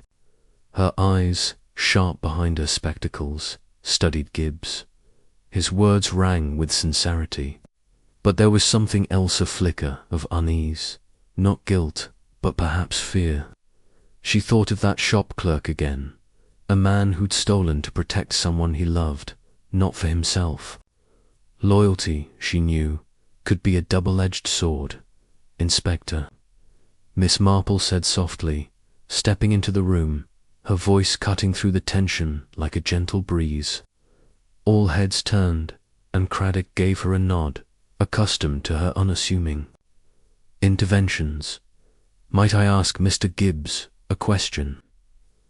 "Of course, Miss Marple," Craddock said, gesturing for her to proceed. Gibbs turned to her, his expression wary but respectful. "Ma'am?" Miss Marple smiled, her hands folded neatly over her knitting bag. "You've spoken of your loyalty to Mr. Hawthorne, and I don't doubt it." But I wonder, were you loyal only to him, or perhaps to someone else in this household as well? The question hung in the air, delicate but pointed. Gibbs blinked, and for a moment his composure faltered, a crack in his polished facade. Clara shifted in her seat, her cheeks flushing, and Dr. Warren's fingers tightened around the handle of her bag. Tom stared at the floor, his cap now crumpled in his fists. I'm not sure what you mean, ma'am, Gibbs said, recovering quickly, but his voice was a shade less steady. Miss Marple tilted her head, her expression one of kindly curiosity. Oh, it's just that loyalty can be such a complicated thing. I once knew a young man, a gardener in Chipping Cleghorn, who took the blame for a theft to protect his sister. He was loyal to her above all else, you see. It made me wonder if your loyalty might extend beyond Mr. Hawthorne to, say, Miss Clara, or perhaps someone from your past. The room seemed to hold its breath. Clara's eyes widened and she leaned forward as if about to speak, but Gibbs cut in, his tone firm. My loyalty was to Mr. Hawthorne and this household, ma'am, no one else. Miss Marple nodded, her smile unchanged, but her mind was already weaving new threads. She didn't press further, sensing Gibbs' guard was up, but she'd planted a seed, one that might bear fruit in time. Craddock, sensing the moment had passed, moved on to question Tom about his whereabouts, but Miss Marple's attention remained on Gibbs, who resumed his duties with mechanical precision, his face once again a masked dot, as the questioning continued. Miss Marple slipped out to the Manor's rose garden, where Mr. Hawthorne's body had been found. The air was crisp, carrying the faint scent of damp earth and fading blooms. She stood by the spot where Hawthorne had collapsed, her eyes tracing the neatly trimmed hedges and the path leading to the Manor's rear entrance. Gibbs, she knew, had access to every corner of this estate, his role granting him both opportunity and invisibility. But opportunity wasn't motive, and motive was what she sought. She recalled Mrs. Clement's gossip about Gibbs' past, how he'd arrived in St. Mary Mead a decade ago, a quiet man with impeccable references. Hawthorne had taken him on despite his history, a decision that spoke of trust or, perhaps, leverage. Miss Marple wondered if Gibbs' loyalty to Hawthorne was born of gratitude or obligation, and if there was another loyalty, to whom did it belong? Clara, with her inheritance disputes, Dr. Warren, with her shadowy hospital ties, or someone yet to emerge from the shadows of Hawthorne's past. Her thoughts were interrupted by the crunch of gravel behind her. Turning, she saw Clara approaching, her coat pulled tight against the chill, her face pale but determined. Miss Marple, Clara said, her voice low, I overheard what you said about Gibbs. You don't really think he's involved, do you? He's been so kind to me, especially since Uncle's death. Miss Marple regarded Clara with gentle scrutiny, noting the tremor in her voice, the way her eyes darted toward the Manor. Kindness can be genuine, my dear, but it can also serve a purpose. Tell me, has Mr. Gibbs ever spoken to you about his life before St. Mary Mead? Clara hesitated, twisting a ring on her finger, a nervous habit Miss Marple had observed before. Not much. He mentioned growing up in London, but he's private. Uncle trusted him completely, though he said Gibbs was like family. Family, Miss Marple echoed, her tone thoughtful. That's a strong word, and yet families can keep secrets, can't they? Clara flushed, her gaze dropping to the ground. I suppose so, but Gibbsie's not the type to hurt anyone. He's always so proper. Miss Marple nodded, her mind flitting to that shop clerk again, whose propriety had masked a desperate act. Propriety is a wonderful thing, Clara, but it's not always the same as innocence. Now, you run along. The inspector will want to speak with you again, I'm sure. Clara nodded, her expression troubled, and hurried back to the manor. Miss Marple lingered in the garden, her eyes sweeping over the roses, their petals wilting in the autumn air. Gibbs' past, she sensed, was a key, but not the lock itself. His theft conviction was old news, a youthful misstep, but it suggested a willingness to cross lines, perhaps for someone else's sake, and if he was protecting someone now, who might it be? Back at the manor, Craddock was wrapping up his interviews, his notebook filled with scribbled observations. Gibbs had returned to his duties, gliding through the halls like a shadow. But Miss Marple caught him pausing outside the library, his hand resting on the doorframe, as if debating whether to enter. She made a mental note to explore the library. Later, suspecting it held more than just books. As evening fell, the village settled into its usual rhythm, but Miss Marple's mind was far from restful. She sat by her cottage window, her knitting abandoned, and turned over the pieces of the puzzle. Gibbs' loyalty, Clara's nerves, Dr. Warren's secrets, Tom's eavesdropping, they were all threads, but the pattern was still unclear. She thought of a case from years ago, a butler in Devon who'd killed to protect his employer's daughter, not out of love, but guilt. Gibbs didn't strike her as a killer, but guilt, she knew, could wear many faces. The next morning, Miss Marple returned to the manor, her knitting bag slung over her arm like a detective's toolkit. Craddock was in the drawing room, discussing the case with Sergeant Lake, a young officer with a knack for missing the obvious. Gibbs' story checks out, Craddock was saying, his tone frustrated. His conviction was decades ago, and Hawthorne's references for him were glowing. But I can't shake the feeling he's holding something back. Miss Marple coughed delicately, drawing their attention. If I may, Inspector, have you considered Mr. Gibbs' connections outside the manor? A man with his past might have old acquaintances, perhaps someone who visited Mr. Hawthorne recently. Craddock frowned, flipping through his notes. We've no record of visitors, but Tom mentioned an argument with an unknown man the night before the murder. You think Gibbs might know him? It's possible, Miss Marple said, her voice mild. People with pasts like Mr. Gibbs often have long memories and longer debts. Craddock nodded, jotting down the suggestion, and Miss Marple excused herself to the library, where she'd noticed Gibbs lingering. The room was a treasure trove of leather-bound books and polished oak, its air heavy with the scent of old paper. She ran her fingers along the shelves, her eyes scanning for anything out of place.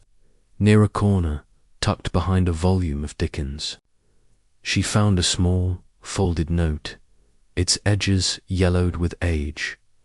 Unfolding it carefully, she read, Gibbs, you owe me.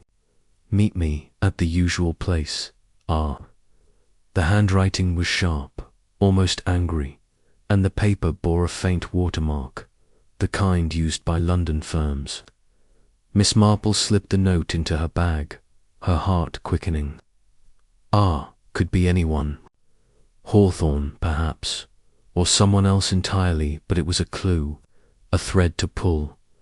She returned to the drawing room, where Gibbs was serving tea, his movements as precise as ever. Miss Marple watched him, her mind racing. The note suggested a debt, perhaps a blackmail scheme, but Gibbs' loyalty to Hawthorne seemed genuine.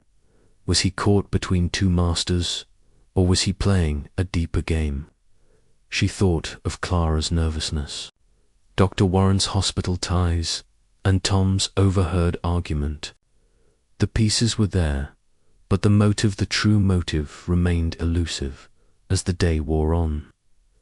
Miss Marple continued her quiet observations, slipping between the manor and the village, listening to gossip, asking gentle questions. Mrs. Price, at the bakery, mentioned seeing Gibbs in the village the night of the murder, posting a letter, an unusual errand for a butler. The postmaster confirmed it, adding that the letter was addressed to a London office, though he couldn't recall the name. Miss Marple filed this away, suspecting the letter might link to the mysterious R. By evening. The manor was abuzz with preparations for a village eventer séance. Of all things, hosted by Mrs. Bantry, a local busybody with a flair for the dramatic. Miss Marple attended, her presence unremarkable amid the crowd of curious villagers. The séance was a theatrical affair, with candles flickering and Mrs. Bantry's voice trembling as she channeled spirits.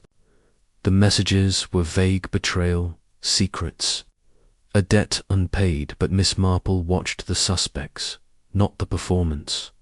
Gibbs stood at the back, his face impassive, but his hands were clenched, a rare lapse in his control. Clara fidgeted, her eyes darting to Gibbs, then away. Dr. Warren sat stiffly, her lips pursed, while Tom, dragged along by Mrs. Bantry, looked as if he'd rather be anywhere else. When the séance ended, Miss Marple noted how Gibbs lingered, speaking quietly to Clara before slipping out. She followed at a distance, her steps silent on the manor's gravel path. Outside, Gibbs paused by the rose garden, his silhouette stark against the moonlit hedges. He glanced around, then knelt, as if searching for something in the soil. Miss Marple held her breath, hidden by a yew tree, but Gibbs found nothing and stood, brushing dirt from his hands. He returned to the manor, and Miss Marple made a mental note to check the garden later. Back in her cottage, Miss Marple sat by the fire, the note from the library spread before her. A debt, a letter to London, Gibbs' loyalty, Clara's nerves.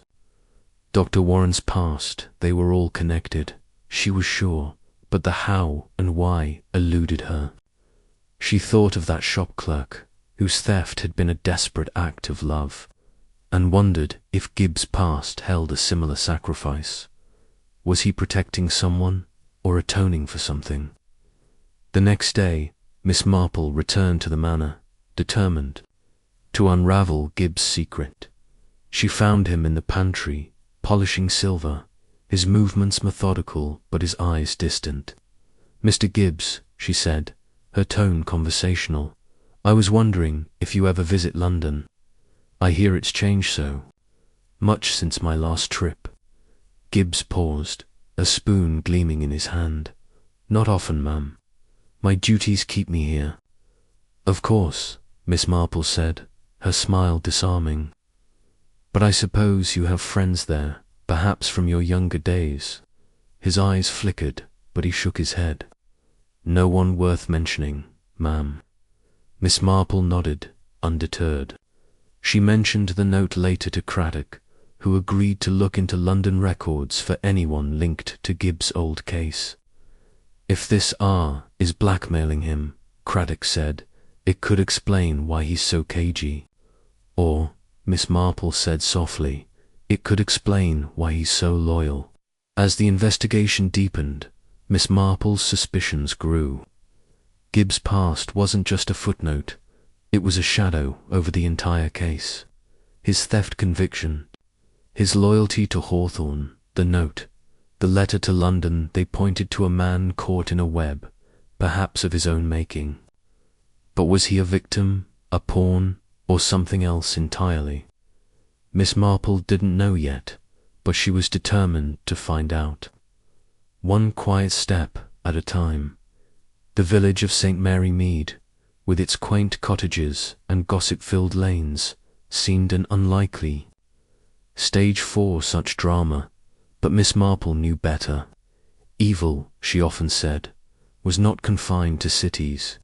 It thrived in the quiet places, where secrets grew like weeds. And Gibbs secret, she sensed, was a weed with deep roots, one that might yet choke the truth as she left the manor. Her knitting bag swinging lightly at her side, Miss Marple glanced back at the rose garden where hawthorn had met his end. The roses, once vibrant, were fading fast, their petals scattered on the ground. Like Gibbs past, she thought they were beautiful once, but now they hid something darker, and she would find it, just as she always did, with patience, observation, and a touch of village wisdom. Chapter 9. The Gardener's Tale. The morning sun filtered through the heavy lace curtains of Miss Marple's cottage, casting delicate patterns on the polished oak floor. She sat in her favourite armchair, her knitting needles clicking rhythmically, as she worked on a pale blue shawl. The village of St. Mary Mead was unusually quiet, the usual hum of gossip subdued by the weight of recent events at Hawthorn Manor. The death of Mr. Reginald Hawthorn, poisoned in his own rose garden, had set tongues wagging, but the lack of clear answers kept the whispers tentative. Cautious Miss Marple's sharp eyes, though fixed on her knitting, missed nothing of the world beyond her window. She noted the hurried steps of Mrs. Price, the postmistress, who seemed to linger longer than necessary at the gate of the vicarage. She saw young Billy Turner, the baker's boy, pedalling his bicycle with a touch more urgency than usual. The village was restless, and Miss Marple knew why. The arrival of Inspector Craddock 2 days ago had stirred things up, and the questions he asked, polite but pointed, had left the residents of Hawthorn Manor on edge. Her thoughts drifted to the gardener. Tom Rains, a wiry man in his late 40s, with a face weathered by years under the sun. Tom had been mentioned in passing during Inspector Craddock's initial inquiries, but his name had surfaced again yesterday, this time in a hushed conversation at the Blue Boar. Miss Marple had been there, sipping a modest glass of sherry, when she overheard 2 of the manor's maids discussing Tom's odd behaviour the night before the murder. He was out by the roses, one had whispered, long after he should have been home. The other had nodded, adding, and he looked proper shaken, like he'd seen a ghost. Miss Marple's needles paused. Tom Rains was not a man given to theatrics. He was steady, dependable, the sort who took pride in his work and kept his own counsel. If he had been shaken, there was a reason, and if he had been near the rose garden that night, he might have seen or heard something crucial. She resolved to speak with him, but first she needed to understand the man himself. People, she knew, revealed their truths in the small things, a glance, a hesitation, a choice of words. She set her knitting aside and rose, smoothing her skirt. A walk to Hawthorn Manor would do nicely. The manor's gardens were Tom's domain, and she had no doubt he'd be there, tending the roses or clipping the hedges, as if the world hadn't tilted with his employer's death. Miss Marple slipped on her coat, picked up her basket, and stepped out into the crisp morning air. The path to Hawthorn Manor wound through the heart of St. Mary Mead, past the church with its ancient yew trees and the tidy cottages with their neatly trimmed lawns. Miss Marple nodded to Mrs. Bantry, who was fussing over her dahlias, and exchanged a polite word with the vicar, who looked distracted, no doubt fretting over the village's sudden notoriety. By the time she reached the manor's iron gates, the sun had climbed higher, bathing the sprawling estate in golden light. Hawthorn Manor was a handsome Georgian building, its red brick softened by ivy and its windows gleaming with quiet dignity. The gardens, however, were its true glory. Tom Rains had worked miracles here, coaxing the roses into vibrant blooms and shaping the hedges into precise, elegant lines. Miss Marple paused at the gate, her eyes sweeping over the grounds. The rose garden, where Mr. Hawthorne's body had been found, was tucked behind a low stone wall, its blooms a riot of red and pink against the green. She could see Tom there now, kneeling by a bed of floribundas, a pair of shears in his hand. She approached slowly, her steps soft on the gravel path. Tom didn't look up, but she knew he'd heard her. His shoulders stiffened slightly, and his hands slowed in their work. Miss Marple smiled to herself. People always sensed when they were being watched. "Good morning, Tom," she called, her voice light but carrying. "The roses are looking splendid, as always." Tom glanced up, his weathered face guarded but polite. "Morning, Miss Marple," he said, touching the brim of his cap. "They're doing all right, considering." He gestured vaguely toward the rose garden, and Miss Marple caught the flicker of unease in his eyes. "Considering," she prompted, stepping closer. "It's been a difficult few days, hasn't it?" Tom nodded, returning his attention to the roses. "It has, Mr. Hawthorne." "Well, it's a bad business." Miss Marple tilted her head, studying him. "You must have known him well, working here all these years. He was fond of his garden, wasn't he?" "He was," Tom said, his voice low. "Used to come out here most evenings, just to walk among the roses." Said it cleared his head. There was a pause, and Miss Marple let it linger. Silence, she knew, could be more revealing than questions. Tom's hands moved mechanically, clipping a stray branch, but his eyes were distant, as if seeing something beyond the garden. "You were here the night before it happened, weren't you?" she asked gently. "One of the maids mentioned seeing you by the roses." Tom's hands stilled, and for a moment he didn't answer. When he did, his voice was careful. "I was checking the beds. Some of the roses had blight. Didn't want it spreading." Miss Marple nodded, as if satisfied, but her mind was racing. Blight was a plausible excuse, but Tom's hesitation suggested more. She decided to press, but softly, as one might nudge a door that was already ajar. "It must have been quiet that night," she said. "Just you and the roses. Though I suppose Mr. Hawthorne might have been out, too, walking as he liked to do." Tom's jaw tightened, almost imperceptibly. "He was," he said after a moment. "I saw him out by the fountain, but he wasn't alone." Miss Marple's heart quickened, but she kept her expression mild. Not alone, was someone with him. Tom hesitated, his eyes darting toward the manor as if checking for listeners. "I didn't see who," he said finally. "It was dark, and I was too far off. But I heard voices, his and another's. They were arguing, sharp-like." "Arguing," Miss Marple repeated, her tone thoughtful. "That's curious. Did you catch what they were saying?" Tom shook his head. "Not the words, no, just the tone. Mr. Hawthorne sounded angry, but scared, too. The other voice was lower, harder to make out. Could have been a man or a woman." Miss Marple's mind whirled. An argument the night before the murder with an unknown visitor.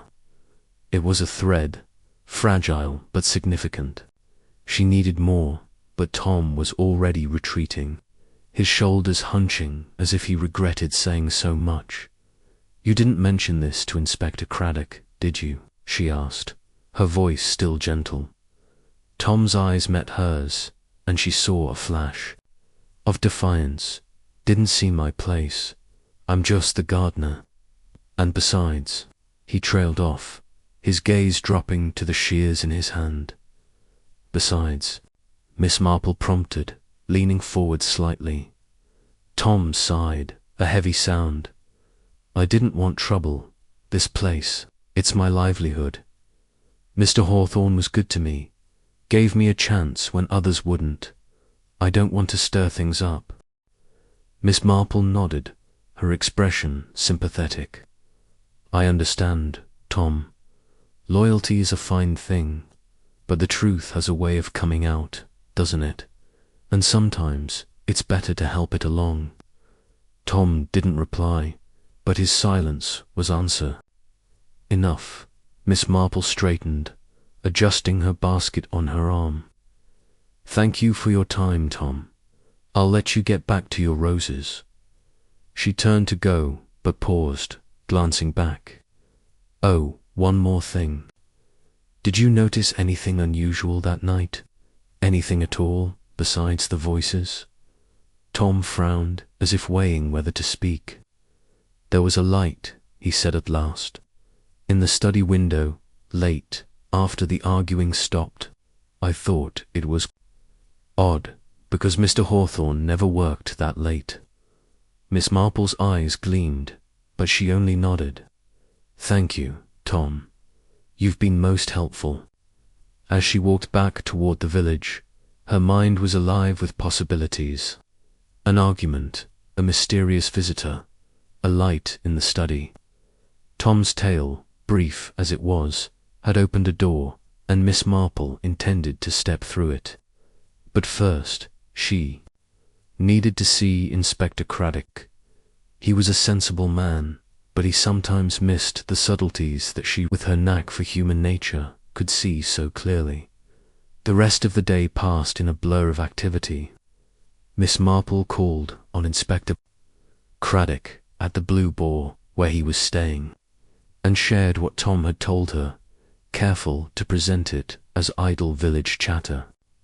Craddock, though initially skeptical, agreed to question Tom further. By evening, the inspector had confirmed Tom's story, though the gardener remained reluctant to say more.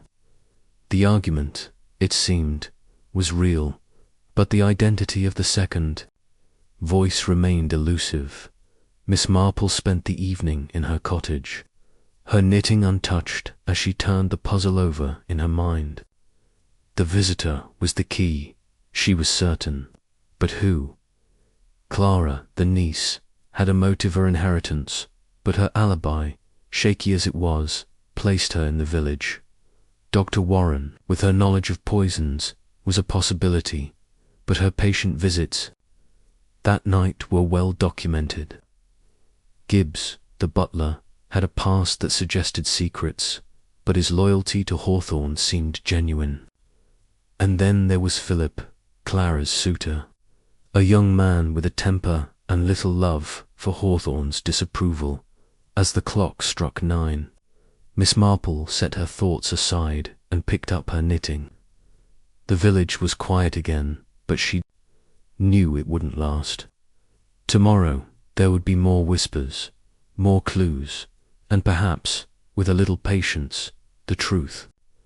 For now, she let the rhythm of her needles soothe her, each stitch a step closer to unravelling the mystery of Hawthorne's death.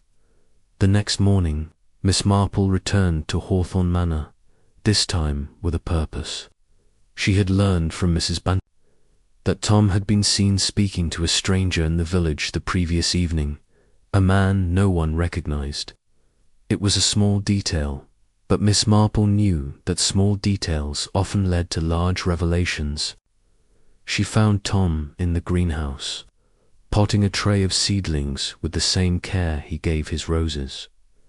"Tom," she said, stepping inside, "I won't keep you long, but I heard something curious last night, about a man you were seen with in the village, a stranger, they say."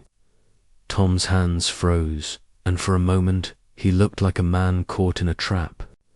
Then he sighed, setting the seedling down. "You don't miss much, do you, Miss Marple?" She smiled faintly. "I try not to. Who was he, Tom?" Tom hesitated, then spoke, his voice low. "He was someone from my past, a friend, or so I thought, came looking for me after all these years. Said he needed help, but I told him to leave. I didn't want him near the manor, not with everything going on." Miss Marple's eyes narrowed. "And was this friend here the night before Mr. Hawthorne died?" Tom's face paled, and he looked away. "I don't know," he said, but his voice lacked conviction. Miss Marple didn't press further. She had what she needed for now, a new thread to follow. As she left the greenhouse, she glanced back at Tom, who was staring at the seedlings as if they held the answers he couldn't give. She felt a pang of sympathy for him, caught in a web not entirely of his making.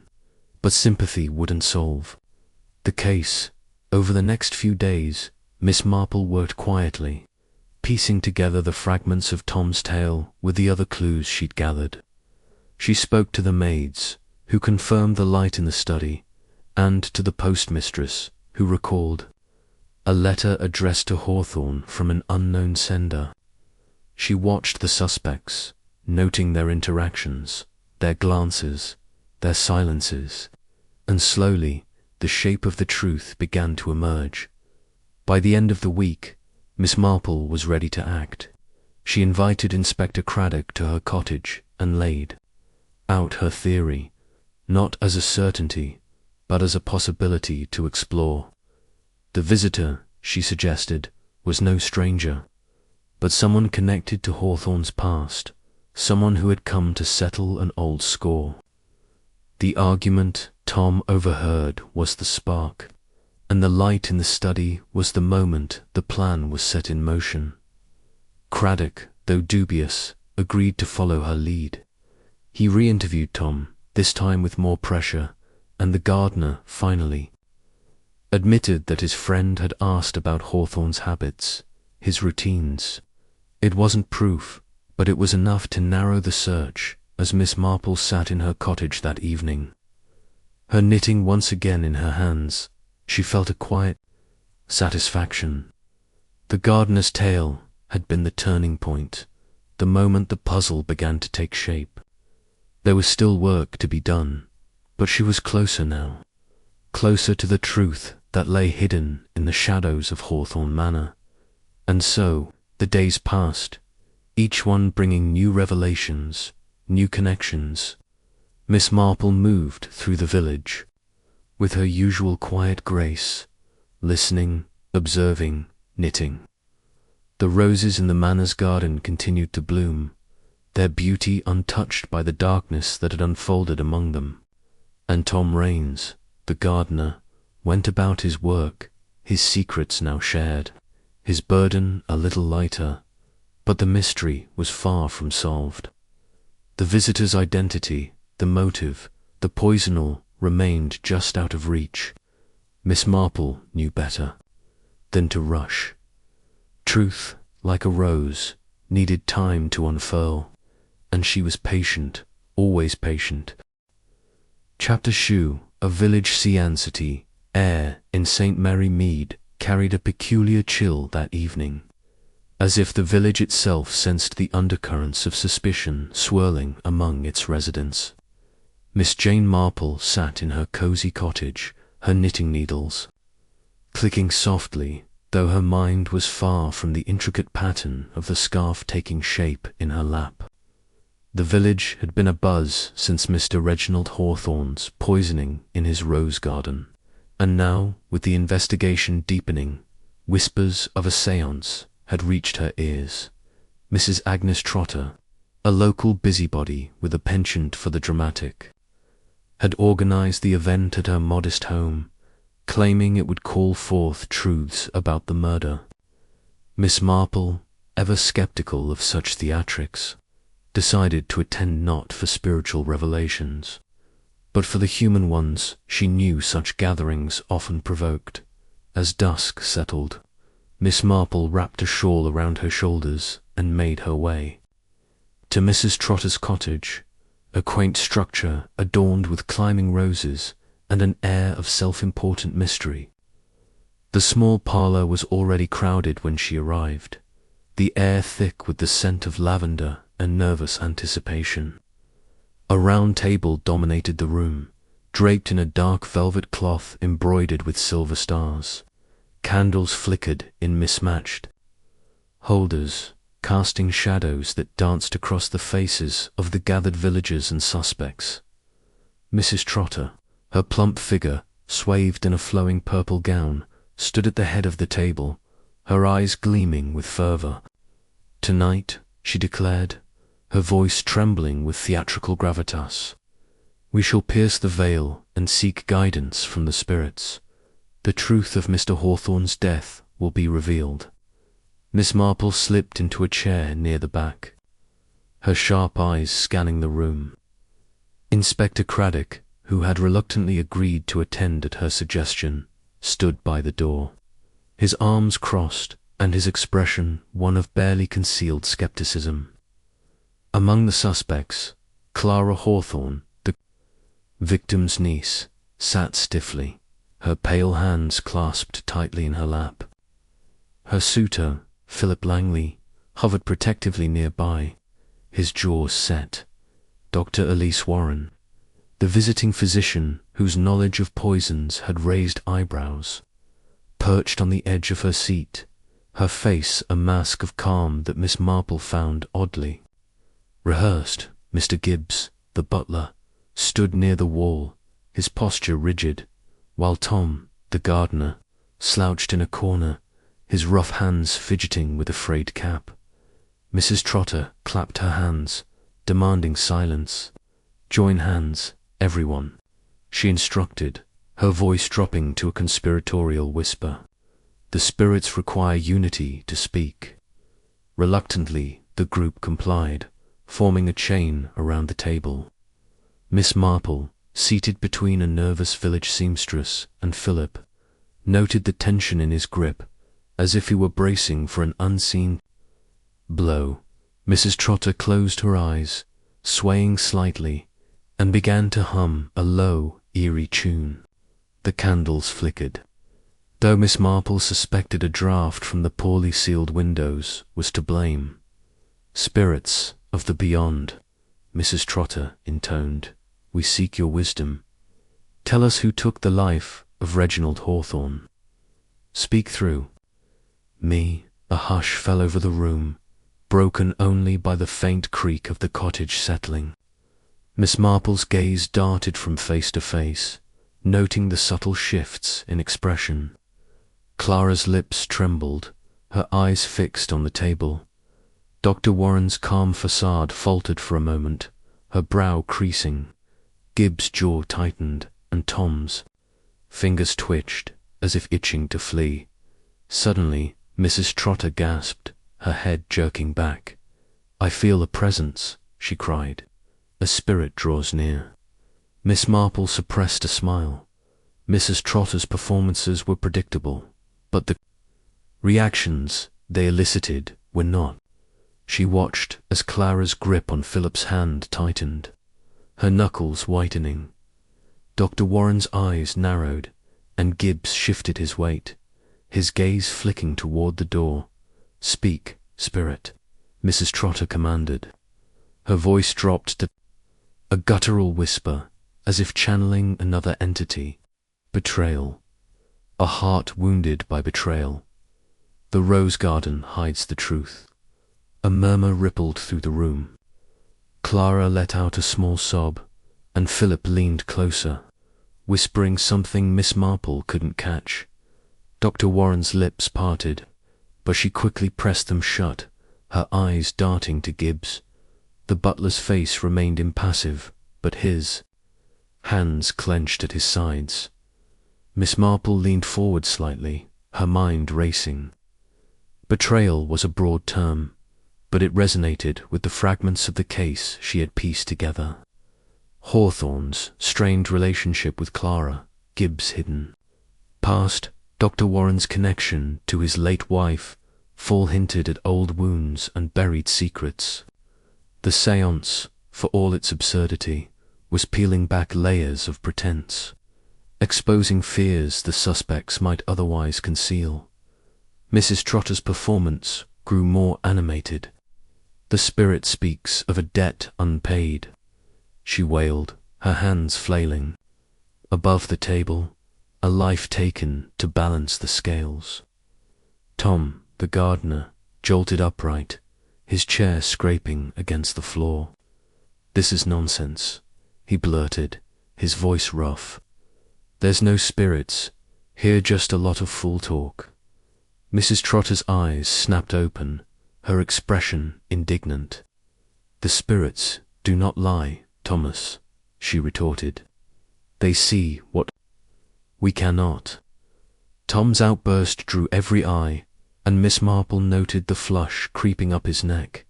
His discomfort intrigued her. He had admitted to overhearing an argument at the manor the night before the murder, but his account had been vague, almost deliberately so. Was he hiding something, or was the séance's eerie atmosphere simply fraying his nerves? Inspector Craddock stepped forward, his voice calm but firm. "Let's keep this orderly, shall we? Mrs. Trotter, if you've something specific to share, say it plainly." Mrs. Trotter huffed, clearly displeased at the interruption. "The spirits are not so easily commanded, Inspector," she said, but her tone softened as she resumed her act. "They speak of a woman wronged, her pain unavenged." Clara gasped, her hand flying to her mouth. "Aunt Margaret," she whispered, her voice barely audible. Margaret, Hawthorne's late wife, had died years ago under circumstances.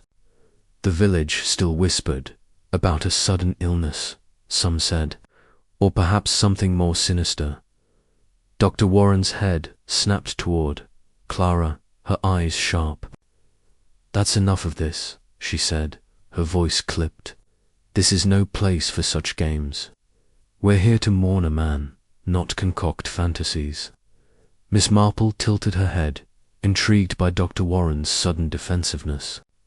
The mention of Margaret had struck a nerve, and not just with Clara. Gibbs, too, seemed unsettled, his gaze fixed on the floor as if avoiding the room's scrutiny.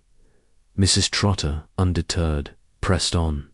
"The spirit insists," she cried. "The woman's shadow lingers at Hawthorne Manor. Her pain points to the killer." The room erupted into chaos. Clara burst into tears, burying her face in Philip's shoulder. Tom muttered under his breath, his hands balled into fists. Dr. Warren stood, her chair scraping back, and declared, "This is absurd. I'm leaving." Before she could move, Miss Marple's quiet voice cut through the din. "Perhaps, Dr. Warren, you might stay a moment longer," she said, her tone gentle but firm. Mrs. Trotter's words, theatrical though they may be, seemed to have touched on something real, don't you think? Dr. Warren froze, her eyes locking with Miss Marple. For a moment, the room seemed to hold its breath, the weight of unspoken truths hanging heavy.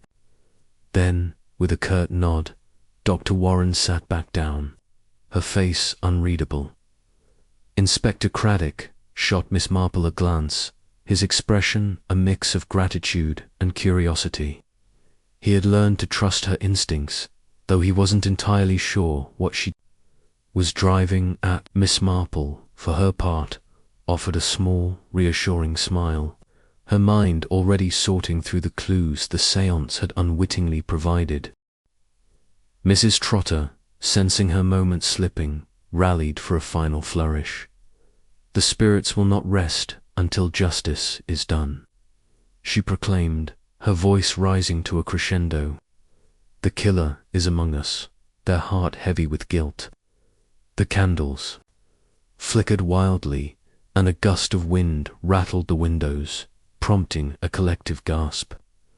Miss Marple, unfazed, noted the theatrical timing. Mrs. Trotter, or perhaps an accomplice, had likely orchestrated the effect. But the suspect's reactions were genuine, and that was what mattered. As the séance drew to a close, Mrs. Trotter slumped dramatically in her chair. claiming exhaustion from her spiritual exertions. The villagers dispersed, murmuring among themselves, while the suspects lingered, each seemingly reluctant to meet the other's eyes. Miss Marple rose, her movements slow and deliberate, and approached Inspector Craddock. "Well, Miss Marple," he said quietly, "what did you make of that?" She adjusted her shawl, her eyes twinkling with quiet amusement. "A great deal of nonsense, Inspector, but nonsense can be remarkably revealing. People's fears and guilt come to the surface when they're unsettled.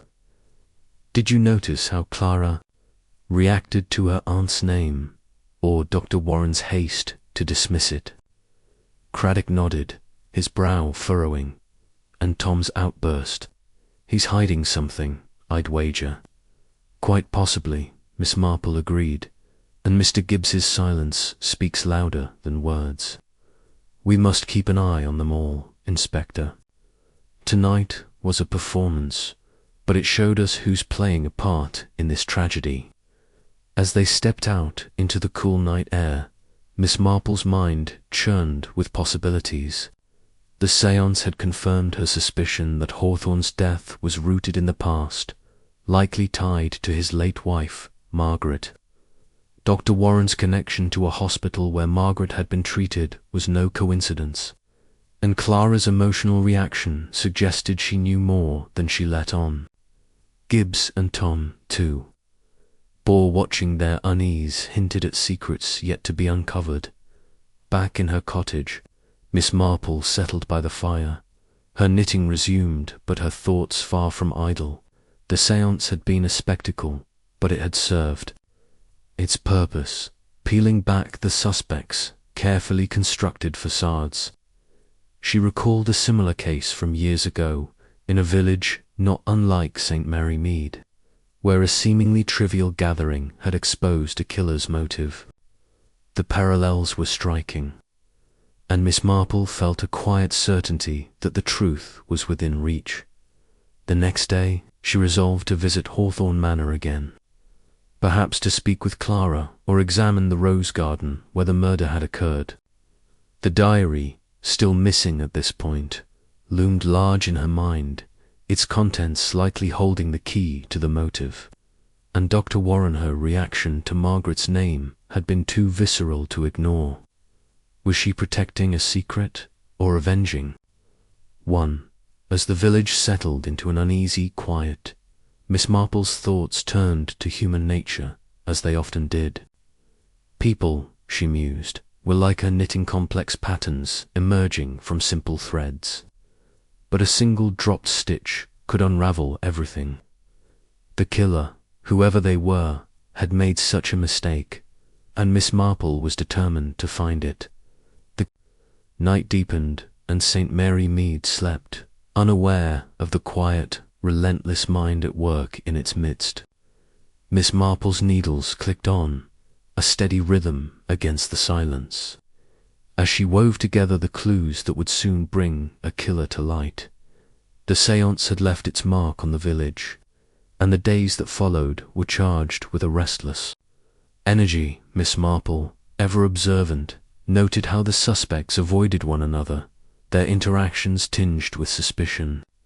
Clara, once a lively presence in St. Mary Mead, now kept to the manor, her face pale and drawn.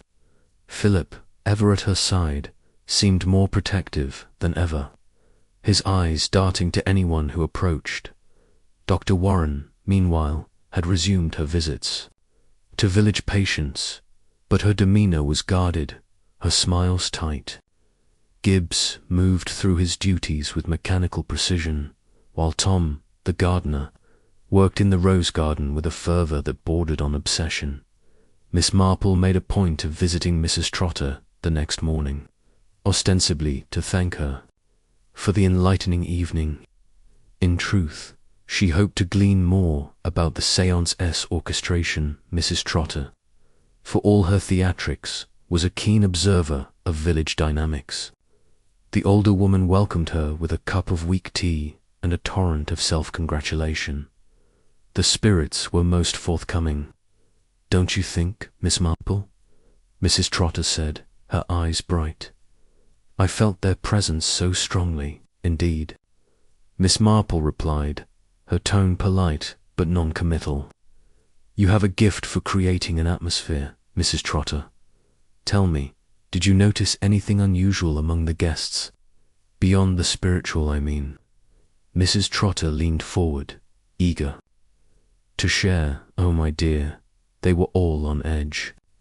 Clara Hawthorne looked as if she'd seen a ghost herself, and that Dr. Warren's such a cold fish.